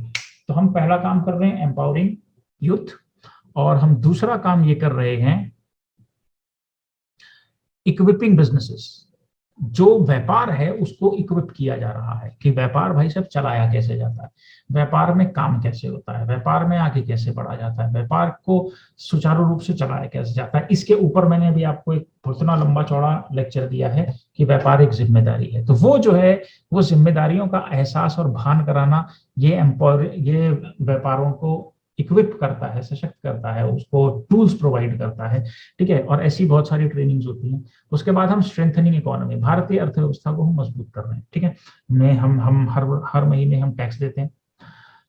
हमारे साथ कुछ लोग काम कर रहे हैं जिनको समय पे पैसे मिल जाते हैं, ठीक है। जब उनकी सैलरियां रोकनी होती है तो उनको पहले बताते हैं कि भाई साहब ये गड़बड़ की है आपने, और इस महीने आपको कट पिट के आएगा या बिल्कुल नहीं आएगा, तो क्लियर बता दिया जाता है कि भाई साहब ये है प्रॉब्लम, ठीक है। तो जब हम हमारे यहाँ पे काम कर रहे हैं जो इन जिम्मेदारियों को निभा रहे हैं, ठीक है, तो उनको भी कुछ ना कुछ मिलता है, तो वो भी जाके कुछ अपना लेन देन करते हैं, खरीद फरोख्त करते हैं, और ऐसे ऐसे करके अर्थव्यवस्था के बहुत छोटे से हिस्से में हम भी योगदान कर रहे हैं, ठीक है। तो ये हो गया स्ट्रेंथनिंग इकोनॉमी। फिर हमारे सामने फेज 1, फेज 2, फेज 3 और फेज 4, ये 4 समस्याएं हैं जिसके ऊपर हम बात करते हैं, और आपने भी प्रेजेंटेशन में देखा भी होगा। पहला क्या है? Job oriented mindset. जिन लोगों को केवल नौकरी करनी है, ठीक है, उन लोगों को हम लोग मासिव एंटरप्रेन्योरियल अवेयरनेस कर रहे हैं। मतलब जो केवल जॉब करना चाहते हैं, अब नौकरियां तो देने वाले लोग हैं नहीं, तो नौकरियां आएंगी कहां से? तो उनको ये समझाया जाता है कि गुरुदेव, आपको अगर नौकरी करनी है तो आप जैसे भी बहुत सारे लोग हैं, लेकिन अगर आप कोई व्यापार लगा दो और उसके अंदर 2, 4, 5, 7 लोगों को आप नौकरी दे दो, तो आप जॉब देने वाले बन जाओगे। ये अवेयरनेस हम फैला रहे हैं। तो जो हम लोग ग्रुप्स बनाते हैं, वो ग्रुप्स हमारे जो हैं, उसमें महिलाएं कुछ ना कुछ काम करेंगी तो उनके बच्चों को भी काम मिल जाएगा। कोई अकाउंटिंग कर लेगा, ठीक है ना, कोई रजिस्टर मेंटेन कर लेगा, कोई कुछ कर लेगा, कोई कुछ कर लेगा, और धीरे धीरे पूरे ग्रुप में मजबूती आ जाएगी। ये अवेयरनेस हम फैला रहे हैं गांव गांव जाके। फिर दूसरी समस्या हमारे सामने, नीचे हमने समस्या लिखी हुई है, ठीक है, ऊपर हमने फेज 1 लिखा हुआ है कि फेज 1 में हम क्या कर रहे हैं? जागरूकता फैला रहे हैं, ठीक है। फिर आता है फेज 2, और फेज 2 में जो दूसरी समस्या है वो है क्या बोलते हैं, मासिव अनएम्प्लॉयमेंट, ठीक है ना, बड़े पैमाने पर बेरोजगारी। तो इसका समाधान क्या है कि नेटिव और फ्यूचर स्किल्स का एनहांसमेंट करें। नेटिव का मतलब होता है आपकी जो भौगोलिक परिस्थिति है, जो भौगोलिक लोकेशन है, वहां पर किस प्रकार का हुनर है। मतलब अगर आप राजस्थान के अंदर जाएंगे तो वहां पे बहुत सारे लोग हैं जो हाथ के काम करते हैं, जूतियां बनाते हैं, ठीक है, मूर्तियां बनाते हैं, खिलौने बनाते हैं, ठीक है। ये जो है ये पुश्तैनी हुनर है, ठीक है। कुछ काश्तकार हैं जो कढ़ाई करते हैं, जो बुनाई करते हैं, जो हाथ से कपड़ा बनाते हैं, हाथ से चादरें बनाते हैं, रजाइयां बनाते हैं, डिजाइन बनाते हैं, पक्के बनाते हैं, अचार बनाते हैं, पापड़ बनाते हैं। ये लोकल हुनर हो गया। नेटिव का मतलब होगा लोकल हुनर। आपके क्षेत्र विशेष के अंदर किस प्रकार का हुनर पुश्तैनी है, उसके ऊपर हम स्किल देते हैं। उस स्किल की हम बात कर रहे हैं, और वो कौन सिखाएगा? वहीं का कोई बुजुर्ग। अगर वो बुजुर्ग वहां पर आके कोई चीज सिखा रहा है तो हमने उसको भी पे करना है। मान लीजिए किसी बुजुर्ग महिला ने आकर पापड़ बनाने का कोई हुनर बता दिया, लोगों को तो नौकरी से फुर्सत नहीं है, काम नहीं कर पा रहे, सॉरी काम कर रहे हैं तो पुरानी चीजें, विरासत की चीजें भूलते चले जा रहे हैं। तो कोई बुजुर्ग महिला होंगी जिनको ये सारी चीजें आती हैं, जब वो आकर हमारे ग्रुपों में महिलाओं को ट्रेनिंग देंगी, सिखाएंगी, तो हम बदले में उन्हें पे करेंगे। तो उस बुजुर्ग महिला के हाथ में भी कुछ पैसा जाएगा, वो भी मजबूत होगी, वो भी सशक्त होगी, और वो पैसा ले जाके ना कहीं उड़ा नहीं देगी, क्योंकि वो भी बुजुर्ग है, ठीक है ना, उसकी इच्छाएं बहुत कम हो चुकी हैं। वो पैसा ले जाकर अपने ही घर में किसी ना किसी को आशीषित करेगी, किसी ना किसी को ब्लेस करेगी कि ये देखो मैंने वहां ट्रेनिंग देने गई थी, अचार पापड़ सिखाने गई थी, या मैं काश्तकारी सिखाने गई थी, मैं कोई अपना नानी दादी का हुनर उसको उनको सिखा के आई हूँ, और बदले में परियोजना ने मुझको ये पैसे दिए, ये तुम रख लो, ये तुम्हारे किसी काम आएंगे। ये हम चाह रहे हैं, ठीक है ना। बुजुर्गों के अंदर गूगल से ज्यादा ज्ञान है।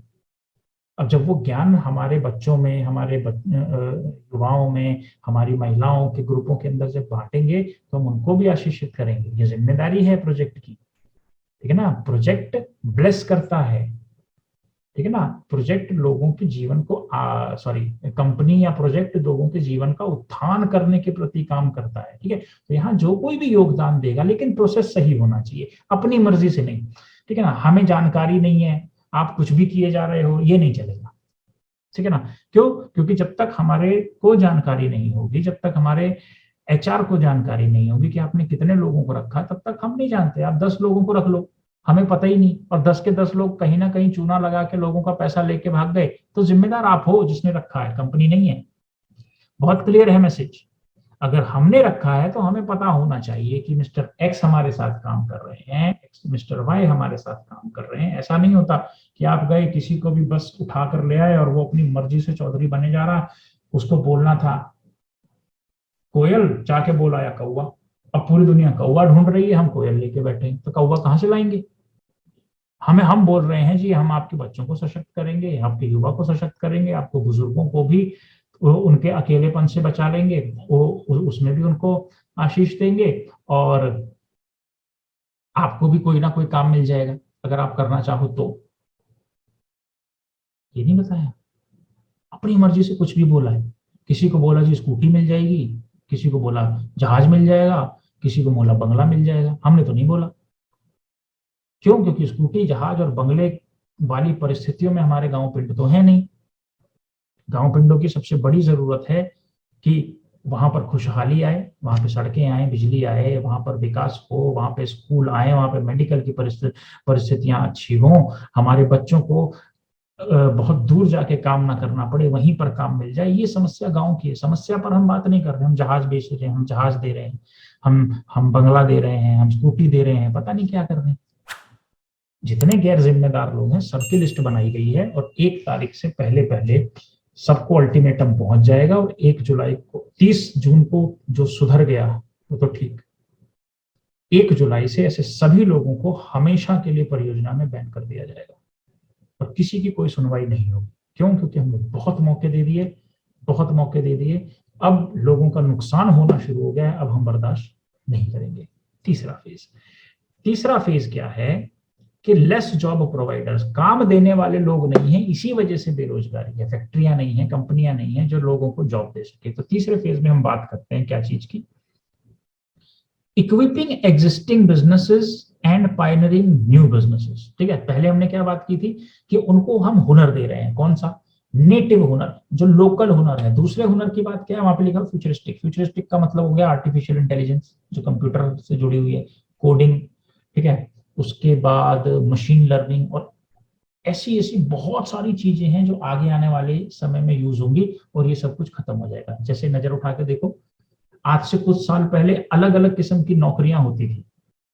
ठीक है, वो सब खत्म हो गई। मतलब थोड़ा छोटा सा एग्जांपल देता हूँ। पहले लोग जो है खेती जो करते थे, वहां पर जब तक ट्रक वगैरह नहीं आए तब तक लोग अपनी पीठ के ऊपर जो है माल ढोते थे। ठीक है ना, इधर से खेत से उठा कर लाए, इधर उन्होंने लाद दिया, इधर उधर इधर वो खेत से उठा कर लाए और इधर उन्होंने बैलगाड़ी पे लाद दिया। ये काम था, ये नौकरी थी, ये एक प्रकार का रोजगार था। लेकिन जैसे जैसे जैसे जैसे विकास हुआ किस चीज का, ट्रक आए, ठीक है ना, बैलगाड़ियां मैकेनिकल हो गई, उसमें इंजन लग गए और पता नहीं क्या क्या होगा। तो एक तो बैलों का काम खत्म हो गया, बैल बेचारे बैठ के परेशान हो रहे हैं। अब क्या करें? अब क्या करें? क्यों? क्योंकि पहले बेचारा हल जोत लेता था, अब ट्रैक्टर हल जोतता है। तो बैल बोलता है मैं करूं क्या? वो बैठ के बस किया जाता है, और किसान भी बोलता है यार इसका कोई काम तो नहीं, मरने दो। तो बैल की नौकरी चली गई, और जो लोग बोझा ढोते थे उनकी नौकरी चली गई ट्रक आने से। ठीक उसी प्रकार से जब ट्रक के बाद ऑटोमेटिक मशीन आ गई तो बहुत चीजें खत्म हो गई। जैसे अब एक बड़ी सी मशीन चलती जाती है, तो पहले ट्रकों के बाद काटने वालों, किसान फसल काटने वालों के पास नौकरी थी। अब ऑटोमेटिक मशीन आ गई, cut cut cut cut cut काटती जाती है, और पीछे उसके वैक्यूम के थ्रू ट्रॉली के अंदर सामान भरता जाता है। तो वो नौकरियां खत्म हो गई। तो जो लोग पढ़े लिखे नहीं है, अब सोचो आगे विकास तो बहुत गोली की रफ्तार से हो रहा है। ऐसी बहुत सारी नौकरियां आज से 6 महीने बाद, साल भर बाद, 2 साल, 5 साल, 10 साल के बाद ऐसी बहुत सी नौकरियां खत्म हो जाएंगी जिसके बल पर आज लोगों का घर चल रहा है। उस वक्त क्या करेंगे? वो हम बात कर रहे हैं फ्यूचरिस्टिक स्किल की। मतलब अगर आज के युवा ने भविष्य का हुनर नहीं सीखा तो वो भविष्य में अपना घर कैसे चलाएगा? ये एक बहुत गंभीर समस्या है जिस पर कि हमारे लीडर्स ने बात ही नहीं करी, करनी चाहिए थी। कोई बात नहीं, हम करेंगे, उन्होंने नहीं करी थी। आगे चलते हैं। तो फेज 3 पर आते हैं, जॉब जॉब प्रोवाइडर्स। तो हमको जॉब प्रोवाइडर बनाना है, यानी कि अगर नेटिव कोई हुनर सीखता है, कोई कोई अपना पुश्तैनी हुनर सीखता है, तो भी वो वहां पे लोकल में रोजगार उत्पन्न कर सकता है, और जो फ्यूचरिस्टिक हुनर सीखता है वो भी भविष्य का व्यापार कर सकता है। क्या है जीवन? तो जो व्यापार अभी हैं, ठीक है ना, जिनको ये समझ में नहीं आ रहा कि यार अच्छा ये तो नई नए नए रोज विकास हो रहे हैं, तो मैं कैसे सरवाइव करूंगा। जैसे कोडेक था, पहले से ऐसा कैमरा आता था, उसमें फोटो खींचते थे, रोल लगाते थे, तो कोडेक रोल बेचता था। नोकिया ने अपना सिम्बियन बना लिया था, तो नोकिया अपने चक्कर में था, लेकिन जब स्मार्टफोन आ गए तो रोल का काम खत्म हो गया, कोडेक पिट गया। नोकिया ने सोचा मैं तो बहुत बड़ा सूरमा हूं बस, तब तक एंड्रॉइड आ गया, नोकिया पिट गया। और आजकल आज किसी का आता पता कुछ नहीं है। ठीक है, तो ऐसे विकास तो इस प्रकृति का नियम है, और उस विकास को पहले से भांप लेना वो एक व्यापारी का हुनर है। और उस विकास को, उस बदलाव को भांप के अपनी पूरी कंपनी सिस्टम को उसके अनुसार बदल लेना, ये व्यापारी का दूसरा हुनर है। ये हम सिखाते हैं। ठीक है ना। इतनी सारी समस्या आ गई जिन समस्याओं पर हम बात कर रहे हैं, ठीक है ना। इसमें से कुछ ऐसी समस्याएं हैं जो चिरस्थायी ऐसे ही रहेंगी, और कुछ ऐसी हैं जो समय के साथ बदलती चली जाएंगी। तो कैटलिस्टिक पुरानी बात थोड़ी ना करेगा। कुछ लोग ऐसा मैसेज दे रहे हैं जो 2019 में मैंने दिया था, तो भाई साहब 22 आ गया, अब हमें 22 की बात करनी है, तो उसके लिए आपको मुझसे ट्रेनिंग लेनी पड़ेगी, या हमारे किसी ट्रेनर से कुछ सीखना पड़ेगा। वो हम नहीं कर रहे। तो हम बोल रहे हैं जी 2019 में साहब ने ये कहा था, बस ये गाते जाओ, ये गाते जाओ, ये गाते जाओ, ये गाते जाओ। नहीं, मरवा दोगे सबको। आज 2022 है, कल 2023 आएगा, फिर 24 आएगा, 25 आएगा। जब जब बदलाव होंगे, तब तब मैं, मेरी जिम्मेदारी है आप लोगों को उन होने वाले, आने वाले बदलावों से अवगत कराना और ट्रेंड करना। मतलब कि कोई भी इस परियोजना में आ गया तो वो नित नया कुछ ना कुछ सीखेगा, उसको सिखाना हमारी और आप जैसे लोगों की जिम्मेदारी है।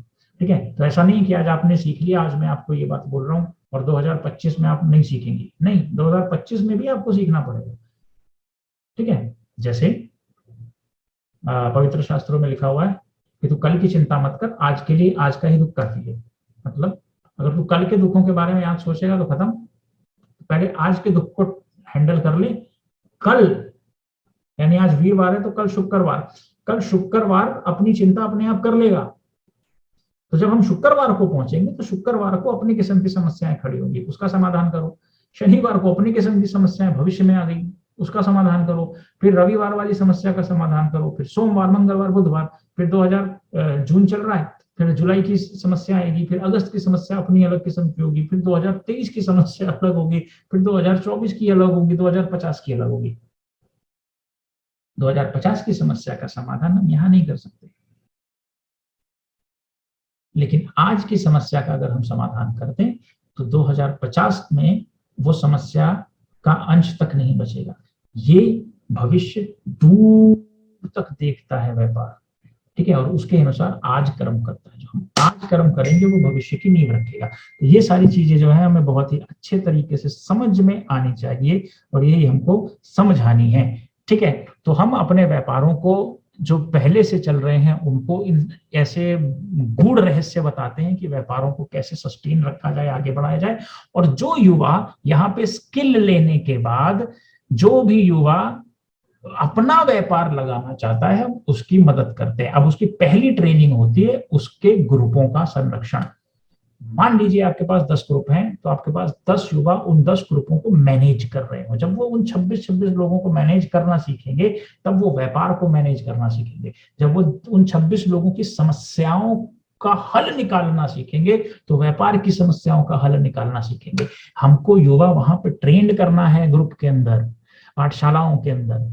ठीक है, तब ये लोग व्यापार लगा पाएंगे। ठीक है, जैसे आप लोग ट्रेनिंग ले रहे हो, ठीक है, अब आप 6 महीने 7 महीने ट्रेनिंग लेने के बाद, बहुत सारे ग्रुपों को मैनेज करने के बाद, अगर आप खुद कहेंगी कि जी मेरे को एक लॉ फॉर्म खोलनी है, मैं अपनी सर्विसेज प्रोवाइड कराऊंगी, तो हम आपकी मदद करेंगे।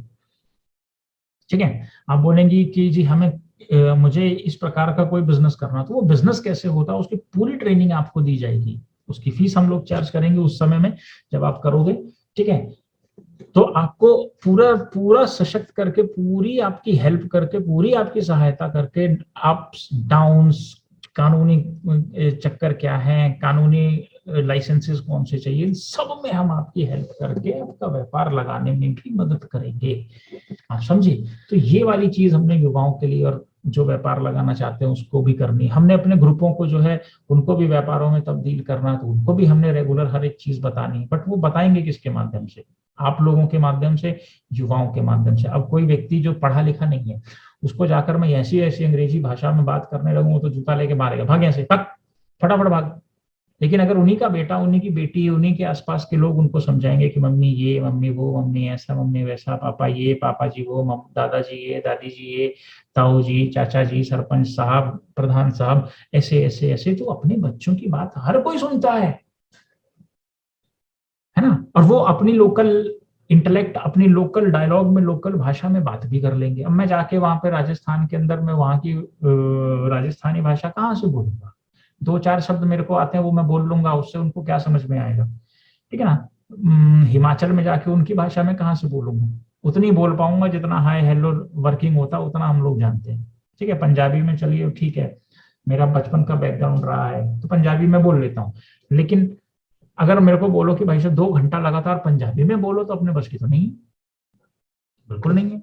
तो मैं समझा भी नहीं सकता, तो पंजाबी व्यक्ति चाहिए ना, राजस्थान में राजस्थानी बच्चा चाहिए समझाने के लिए। ठीक है ना। तो ये हो गया। फिर चाहते हैं जी चौथे फेज के अंदर, चौथे फेज में बोल रहे हैं इकोनॉमिक स्लो डाउन। अब आर्थिक मंदी तो इसीलिए है ना क्योंकि व्यापार नहीं है, व्यापार नहीं है तो एम्प्लॉयमेंट नहीं है, एम्प्लॉयमेंट नहीं है तो लोग बेरोजगार बैठे हुए हैं। ठीक है।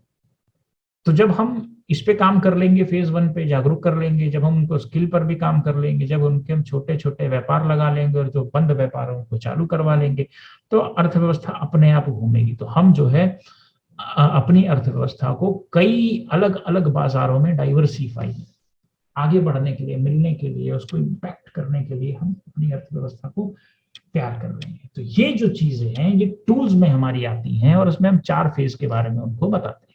ठीक है। उसके बाद अगले पॉइंट पर नीचे वेबसाइट के अंदर दिया हुआ है आवर नेशन आवर रिस्पॉन्सिबिलिटी। ठीक है, ये क्या बोलता है? इसका मतलब है, इसमें ये कहा जा रहा है अनलेस, जब तक कि वी ऑल गेट ऑर्गेनाइज्ड, जब तक कि हम सभी लोग ऑर्गेनाइज नहीं होते, एक सही तरीके से इकट्ठे नहीं होते, and put together our skills, capabilities, capacities and distinct strengths for the overall development of India, जब तक कि हम सभी लोग इकट्ठे नहीं होते और अपने अपने हुनर, अपनी अपनी सामर्थ्य, अपना अपना ज्ञान और अपनी अपनी अलग अलग शक्तियों को भारत के संपूर्ण विकास में नहीं लगाते, तब तक the development of any person, किसी व्यक्ति का विकास नहीं हो सकता, किसी कम्युनिटी का विकास नहीं हो सकता, किसी सोसाइटी का विकास नहीं हो सकता, और किसी स्टेट का विकास नहीं होता, किसी कंट्री का विकास नहीं होता। ये असंभव है। और ये बात मैंने एक कोट के रूप में कही हुई है। क्या कही हुई है? दोबारा से इसके ऊपर बात करते हैं। जब तक कि हम सभी लोग ऑर्गेनाइज नहीं होते, ऑर्गेनाइज का मतलब क्या हो गया? घर के अंदर आपने खलेड़ा डाल दिया, तकिया वहां पड़ा, बिस्तर वहां पड़ी, चद्दर वहां पड़ी, जुराब वहां पड़ी, कमीज वहां पड़ी, जूता वहां पड़ा, अच्छा लगेगा? देश को देखो, बच्चे पता नहीं कहाँ हैं, बच्चे सारे मोबाइल में घुसे हुए हैं, सब जो है कार्टून देख रहे हैं उसमें, युवा उसके अंदर गाने सुन रहा, युवा टिकटॉक के ऊपर उछल उछल के नाच रहा है लिपस्टिक लगा के। और मतलब ये लड़कों की बात कर रहा हूँ मैं। ठीक है ना भाई साहब, बुरा मत मानना कोई देख रहा हो तो ऐसा। ठीक है, और ये सच है, ऐसा नहीं करना चाहिए। ठीक है ना। और लड़कियां जो है वो अपनी पहचान उनको सोशल मीडिया पे बनाने के चक्कर में पता नहीं किन किन गलत गलत लोगों के उस जाल में फंस गई। ठीक है, माता पिता का टेंशन है कि अरे बाप रे ये कौन सा जंजाल पैदा हो गया, बुजुर्ग बोल रहे हैं अरे भैया मैंने इतना बढ़िया घर बनाया था, ये कौन सा इन्होंने नरक खाना बना रखा, ये क्या है, ये सब कुछ बिखरा हुआ है। हम क्या कह रहे हैं? ऑर्गेनाइज नहीं होते। तो ऑर्गेनाइज करने की ही तो मुहिम है क्या?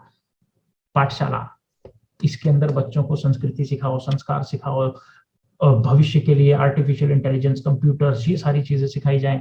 ठीक है, और बच्चा जो स्कूल से पढ़ के आ रहा है उसको असल जिंदगी में इस्तेमाल कैसे करेगा ये सिखाओ। बच्चों को ऑर्गेनाइज कर लिया, युवा को पकड़ो, युवा के पास जो भी डिग्री है उसको उस डिग्री का इस्तेमाल अपनी माताओं के ग्रुप के अंदर करना सिखाओ सबसे पहले। कि भाई साहब आप बीकॉम वाले हो, चलिए ठीक है, अकाउंटिंग संभालो, ठीक है, मैनेज करो, कॉस्टिंग संभालो, इसके अंदर प्रॉफिट निकाल के दिखाओ, बचत निकाल के दिखाओ, ये सारे काम आप करो जो आप स्कूल में 11वीं 12वीं में पढ़ के आए हो उसको यहाँ पे करिए।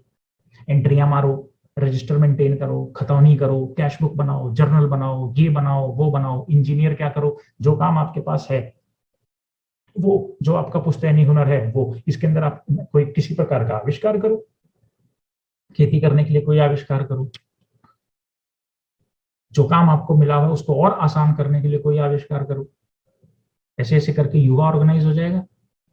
फिर बुजुर्गों को हमने ऑर्गेनाइज कर दिया, क्या कि भाई साहब आप अकेले रहते हो, हे दादाजी एक काम कीजिए, आइए और बच्चों को अपने जीवन की कोई बात बताइए, कोई संस्कार बताइए, कोई हुनर बताइए, कोई ऐसी बात बताइए जो आपने की और आपके गांव के अंदर बदलाव आ गया, वो इनको बताओ।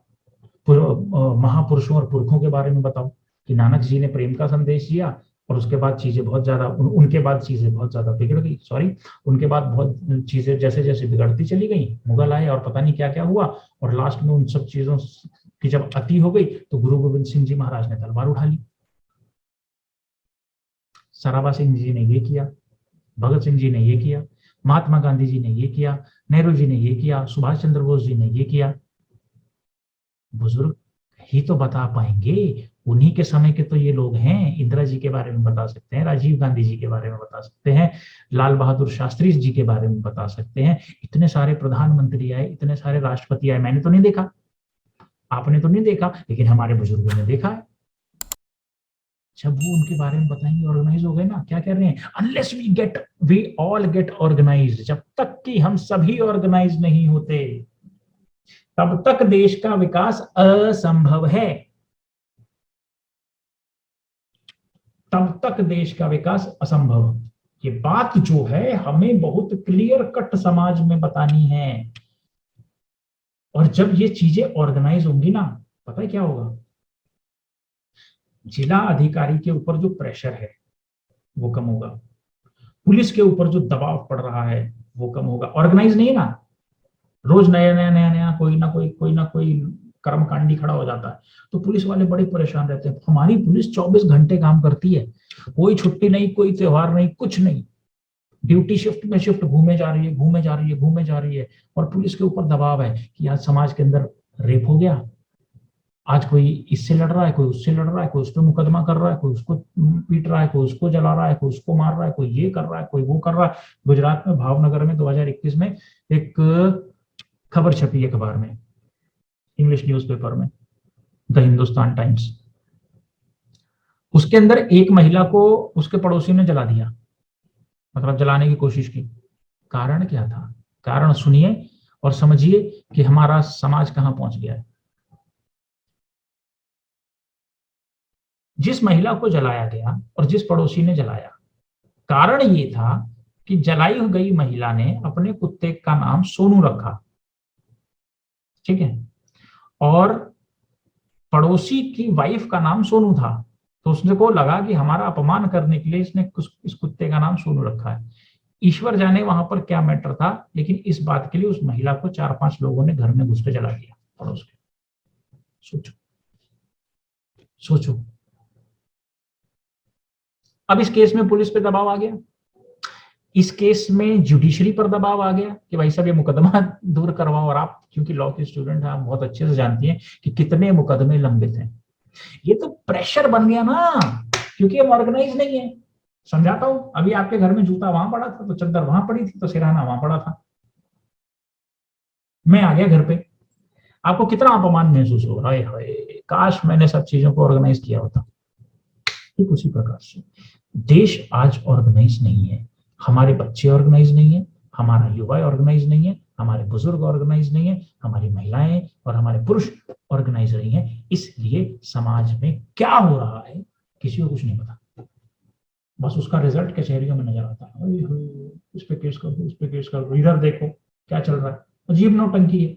अबे तुम मैं क्या दे रहा हूं परियोजना के माध्यम से, और तुम जा रहे हो कोर्ट कचहरी दुनिया भर की बवाल बवंडर करना क्या चाहते हो, मेरी समझ में नहीं आ रही।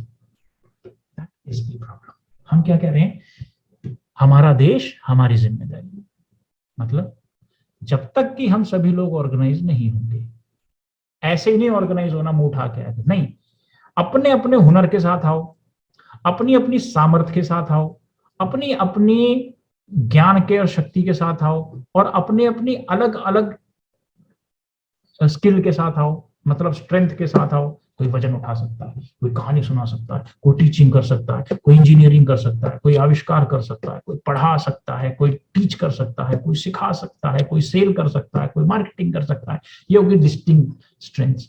आप आओ, और हम भारत को का ओवरऑल डेवलपमेंट कर पाए।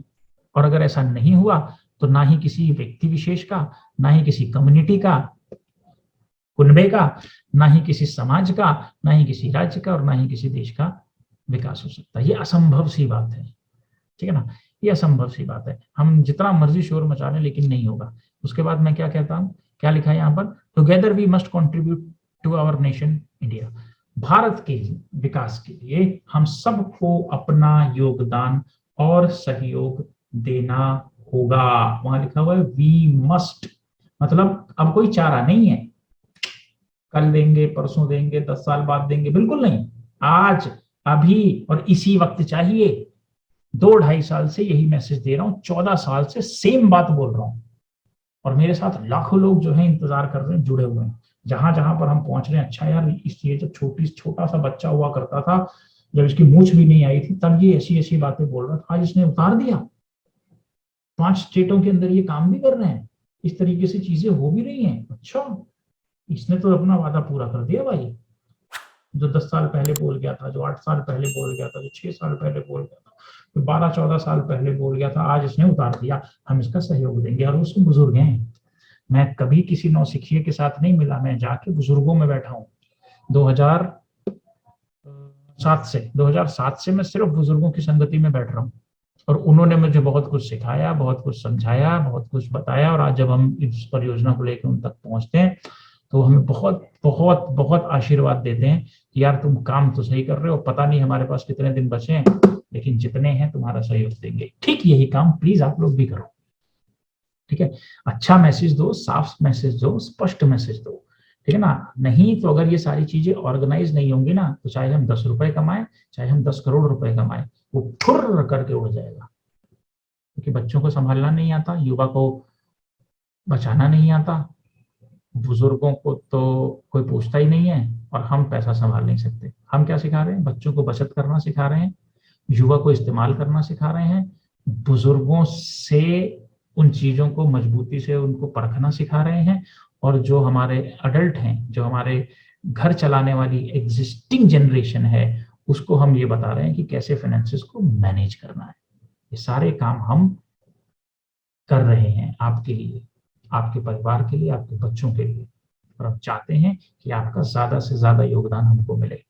और ये जिम्मेदारी अब आपकी, आपकी टीम की, आपके लोगों की है, मेरी भी है। मैं भी आपके साथ कंधे से कंधा मिला के चलूंगा। उसके बाद हम आगे क्या बोलते हैं, आगे हम ये बोलते हैं वाई कैटलिस्टिक एंटरप्रेन्योरशिप। चलिए इसको भी समझ लेते हैं। ये अगला मैसेज है उसी सेम वेबसाइट के ऊपर। ये क्या बोलता है, we are whole heartedly believe in execution. हम पूरे मन से और पूरी तल्लीनता से काम करने पर विश्वास करते हैं, एग्जीक्यूशन पर विश्वास करते हैं। हम सिर्फ बोल नहीं रहे, बोल नहीं रहे, बोल नहीं रहे, बोल नहीं रहे, ओ ये कर देंगे, वो कर देंगे, नहीं, हमने जमीन पे उतारा भी है, हमने जमीन पर उतारा भी है। तो हम जो है ये कहने पे कम और करने पे ज्यादा विश्वास करते हैं। मतलब we are whole heartedly believe in execution rather than just uttering words to impress masses। लोगों को बड़ी बड़ी बातें बोल बोल के इंप्रेस करने के बजाय हम लोग काम करने पर ज्यादा भरोसा करते हैं। कुछ लोग हैं हमारे बीच में जो 1 सेकंड के अंदर रेगिस्तान के अंदर भी समुद्र पैदा कर सकते हैं। ऐसे लोगों की हमें जरूरत नहीं है, ठीक है। रेगिस्तान में समुद्र नहीं आ सकता, वो प्रकृति के विरुद्ध है। जो विरुद्ध है सो विरुद्ध है। हम क्या कह रहे हैं, आप आए, बाहर आए, ग्रुप बना, आपके बच्चे, ग्राम पाठशाला, आपके युवा, ग्रुप मैनेजर्स, आप प्रोजेक्ट का कोई काम संभालो, आपके बुजुर्ग, आप सभी को अपने अपने एक्सपीरियंस से बताएं, ये हम कह रहे हैं, ये हमने उतार दिया। हवा मारने के बजाय हम ठोस काम करने पर विश्वास करते हैं, ये लिखा हुआ है। मतलब इसलिए हम कम बोलते हैं और ज्यादा करते हैं, हम कम बोलते हैं और ज्यादा करते हैं, ठीक है। क्या मतलब इसका, मतलब कि कम बोलना है और ज्यादा रिजल्ट देना है, ठीक है। ये हमारी फिलॉसफी है। उसके बाद मैंने एक और कोट लिखा हुआ, बड़े सारे कोट मैंने लिख रखे हैं, अगर उन्हीं को कोई पढ़ ले तो प्रोजेक्ट अच्छे से चला जाएगा। क्या लिखा हुआ है? Every game has some set of rules and regulation, style and formats. हर एक खेल का नियम कायदा कानून होता है, उसका अपना स्टाइल होता है, अपना फॉर्मेट होता है। मतलब बॉक्सिंग का फॉर्मेट है ऐसे ग्लव्स पहन के ठा ठा ठा ठा बिना सोचे समझे मारना, लेकिन ताइक्वांडो का और कुंफू का और बाकी सारे जितने ऐसी शौर्य कलाएं हैं उनके अंदर नियम कायदे कानून और फॉर्मेट है। कुछ के अंदर बेल्ट से नीचे नहीं मार सकते, कुछ के अंदर आप क्या बोलते हैं चेहरे पे नहीं मार सकते, ऐसे बहुत सारे नियम कायदे कानून है ना। 100 मीटर रेस दौड़ने के नियम कायदे कानून फॉर्मेट अलग है, वो फॉर्मेट है 100 मीटर का, 400 मीटर रिले का, ठीक है ना, 500 मीटर और मैराथन, ये फॉर्मेट हो गया। फिर स्टाइल हो गया कि किस स्टाइल में ये खेल खेला जाएगा, फिर उसके नियम कायदे और कानून होते हैं। ये एक सिंपल सी जनरल कोट है, एक जनरल सच है। इसका मतलब क्या हो गया कि हर एक गेम को खेलने के उसके नियम कायदे कानून स्टाइल और फॉर्मेट होते हैं। Same aligns on entrepreneurship. ठीक यही नियम, ठीक यही बात व्यापार पर भी लागू होती है। तो आप क्या करो, आप इसके बेसिक सीखो और उसको अप्लाई करो, ठीक है ना। अगर आपको कोई लैंग्वेज सीखनी है, हिंदी सीखनी है, तो काखा गागा गा घा ना चा छा जा ये करना, ये सीखना पड़ेगा। अगर आपको पंजाबी सीखनी है तो उड़ा एड़ा ससा हाहा फाफा ये सीखना पड़ेगा। अंग्रेजी सीख रहे हो तो एबीसीडी का एबीसीडी ये सीखनी पड़ेगी, दिस एंड दैट। ठीक उसी प्रकार से अगर आपको व्यापारी बनना है तो व्यापारियों के नियम कायदे कानून स्टाइल और फॉर्मेट सीखने पड़ेंगे, और वो हम सिखा रहे हैं। उसके बाद बेसिक सीखो और बेसिक को अप्लाई करो। अब जो मैं आपको ट्रेनिंग दे रहा हूं जो कि किसी और को देनी चाहिए थी, ये मैं आपको केवल बेसिक्स बता रहा हूं। आप बेसिक सीखो, बेसिक अप्लाई करो, और जब आप इसको अप्लाई करोगे तो आपको उसका तजुर्बा होगा, एक्सपीरियंस होगा, और एक्सपीरियंस आपको सिखाएगा क्या, एडवांस चीजें। करके ही तो सीखोगे, करके ही सीखोगे। ठीक है, तो ये मेरा एक बड़ा खूबसूरत सा कोट लिखा था मैंने अपने युवाओं को उत्साहित करने के लिए। ठीक है, तो इसका इस्तेमाल बिल्कुल किया जाए कि हर एक गेम के नियम कायदे कानून स्टाइल और फॉर्मेट होते हैं, और यही बात जो है व्यापार पे उद्यमिता पर भी लागू होती है। इसलिए सबसे पहले बेसिक सीखो और बेसिक को ही अप्लाई करो, और जैसे ही आप बेसिक को अप्लाई करना सीखेंगे धीरे धीरे आपके सामने चुनौतियां आएंगी, और चुनौतियों का समाधान आप या तो उससे लोगे जो आपको मेंटर कर रहा है, या आप अपने आप ही कई समाधान निकाल लोगे, और जो भी समाधान आप निकालोगे आप धीरे धीरे धीरे धीरे एडवांस लेवल पर चले जाओगे। बड़ा सिंपल है, ठीक है ना।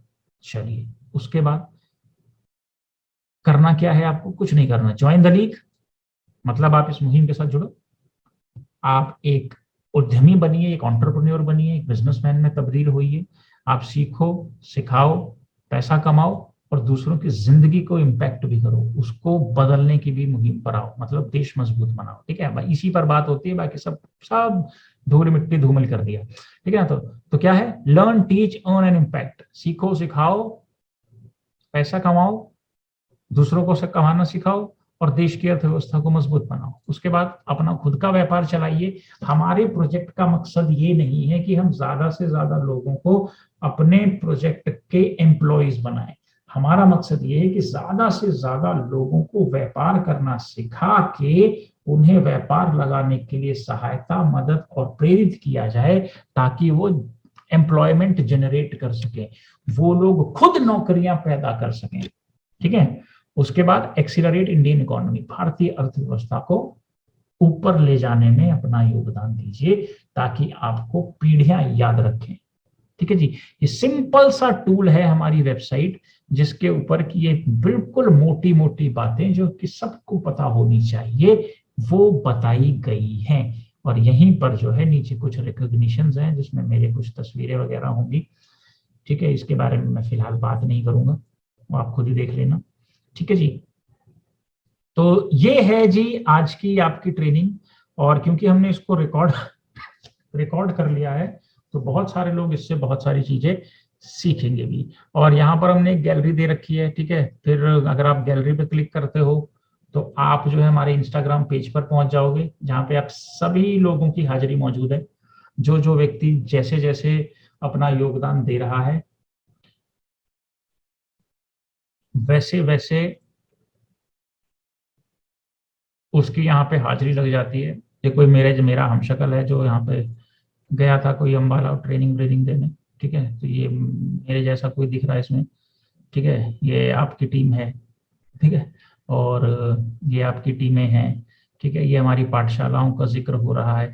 आपको अगर अपना किसी को काम दिखाना है ना, तो आप ये वाला लिंक उसके साथ शेयर कर सकते हो कि देखो जी ऐसे ऐसे जो है ना गांव में और बहुत सारी जगह पे हमारी ग्राम पाठशालाएं और जागरूकता अभियान ट्रेनिंग्स, ठीक है ना, ये ट्रेनिंग्स हो गई है ऊपर वाली, ठीक है, जो मेरे जैसा कोई दिख रहा है ये ट्रेनिंग दे रहा है, ये आपके युवा सशक्तिकरण हो गया, ठीक है ना, ये महिला सशक्तिकरण हो गया, ये हम बुजुर्गों से मिल रहे हैं, ये हमारे बड़े आदरणीय हैं और इन्होंने बड़ी मेहनत की है हमारे साथ, ठीक है, और ये रेगुलरली हमारा मार्गदर्शन भी करते हैं, ठीक है, बहुत आदरणीय है, ये हमारे एक्स आर्मी मैन हैं।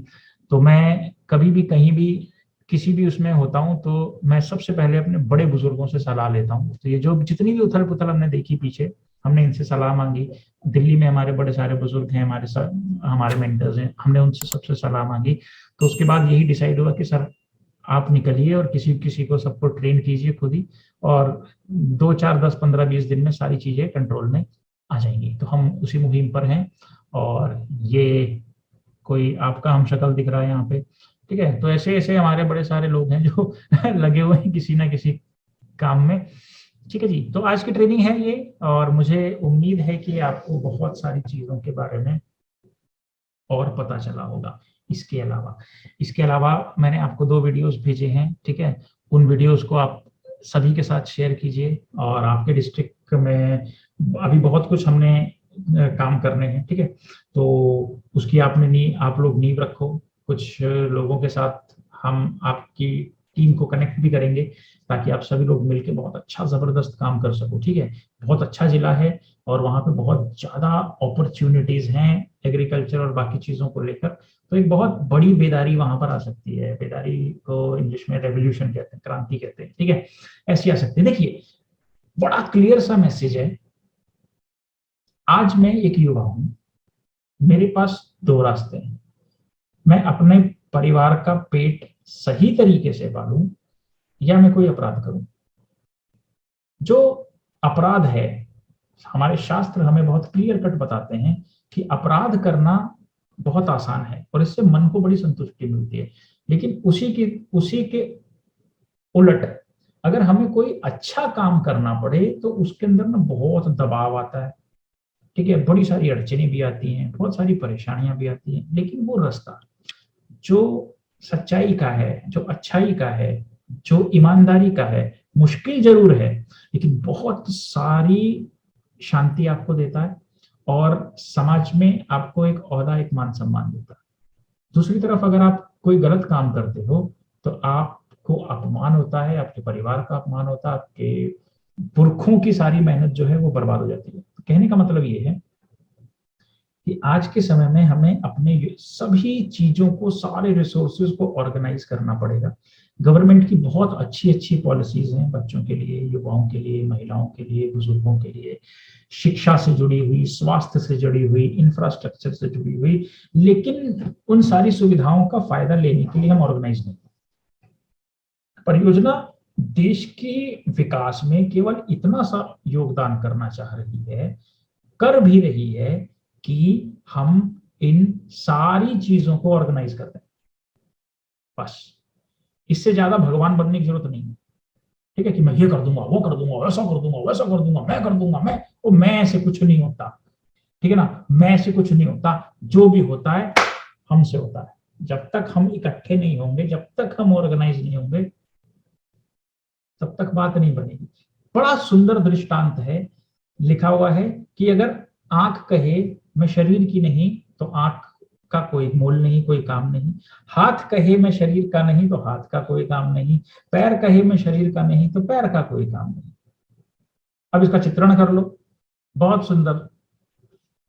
आंख कह रहा है मेरे को दिखा दिखा के कमला कर रखा है, आज से मैं खाना खाऊंगी, ठीक है, वो राजस्थानी मिर्ची वाला खाना खिला दो एक बार आंख को, आंख की मौज आ जाएगी। अपने आप बोलेगी नहीं नहीं मैं देखने के लिए ठीक हूं। या पैर बोले भाई साहब मेरे को तो चला चला के कमला कर रखा है, आज से मैं देखूंगा तो ये दोनों पैर उखाड़ के आंख में लगा लो, कितना खूबसूरत प्राणी दिखेगा समाज में, लोग लठ लेके भागेंगे, भूत आया भूत आया। ठीक है, तो जिसका जो काम है उसको वो ईमानदारी से करना चाहिए, ठीक है ना। और जितने लोगों को भी ऐसे गैर जिम्मेदार लोगों से परेशानी का सामना करना पड़ा है, उन सभी लोगों से मैं माफी चाहता हूँ। बाबा है और मेरा परिवार आपके बीच में ही है, जब भी आपके पास आने का हमको मौका मिला हम सामने से आके फिर दोबारा माफी मांगेंगे, लेकिन जो भी गलत हो गया है, जो भी गलतियां हो गई हैं उसे माफ किया जाए और आगे आइए, सहयोग कीजिए, ऑर्गेनाइज कीजिए और अपना छोटा सा योगदान देश के विकास में दीजिए। इससे ज्यादा हम आपसे कुछ नहीं चाहते, बदले में बहुत कुछ आपको मिलेगा जो हम नहीं देंगे। देश की बहुत सारी पॉलिसीज हैं, राज्यों की बहुत सारी पॉलिसीज हैं, उसी से आप लोग आशीषित हो जाओगे, उसी से आप लोग सशक्त हो जाओगे, मजबूत हो जाओगे। ठीक है, तो इसी कामना के साथ आज मैं आपसे अलविदा लेता हूं, फिर जल्दी मिलते हैं। इतना सा जो हमने आज बात की है इसको आप सीखिए, दूसरों को सिखाइए और जल्दी से जल्दी तैयारी करके अपने ग्रुपों को मजबूत करो, क्योंकि मैं निकला हुआ हूं अपनी टीम के साथ और बहुत जो ग्रुप पूरी तरीके से ऑर्गेनाइज है, मतलब जहां पाठशालाएं हैं, जहां का युवा योगदान कर रहा है, जहां के बुजुर्ग उनकी सहायता कर रहे हैं और जहां की महिलाओं ने अपनी सारी केवाईसी वगैरह पूरी कर ली है, वहां पर जून से, मतलब जून तो खत्म ही होने वाला, लेकिन हम इसी में फाइनल कर लेंगे कि किन किन ग्रुपों के अंदर पायलट प्रोजेक्ट स्टार्ट करना है। फिर जुलाई के अंदर धीरे धीरे करेंगे, अगस्त के अंदर थोड़ा और काम फास्ट हो जाएगा, सितंबर में थोड़ा और फास्ट हो जाएगा और दिसंबर तक जाते जाते जाते जाते हमने तमाम ग्रुपों के अंदर पूरी तरीके से जो है अपना कार्य प्रोजेक्ट जिसकी भी हमने आज तक वादे किए हैं वो हम पूरी तरीके से उतारने के लिए प्रतिबद्ध हैं। और एक अगर ये सारी चीजें आप लोगों ने ढंग से ऑर्गेनाइज कर ली तो मैं पर्सनली आपसे ये वादा कर रहा हूं अपनी कैपेसिटी के हिसाब से कि 1 जनवरी से जितने ग्रुप बनेंगे ऑन द स्पॉट उनको काम सौंप देंगे। अगर आप दिसंबर तक सारी चीजों को ऑर्गेनाइज करते हो, इधर ग्रुप बना, अब बनते ही साथ में आप काम भी लेकर जाओ, ट्रेनिंग हमारी टीम्स आपको करा देगी, ये मेरा वादा है यार। ये मैं उतार भी दूंगा, लेकिन शर्त सिर्फ इतनी है कि आपने आज से ही सारे ग्रुपों को ऑर्गेनाइज करना है। एक दूसरे से मत लड़िए, जिससे आप लड़ रहे हैं वो भी उतना ही जानता है जितना आप जानते हो। तो इन ट्रेनिंग्स के माध्यम से आप पूरी जानकारी हासिल करो, आगे बढ़ो, सशक्त बनो और भारत को मजबूत बनाओ। Thank you, bye bye, God bless you.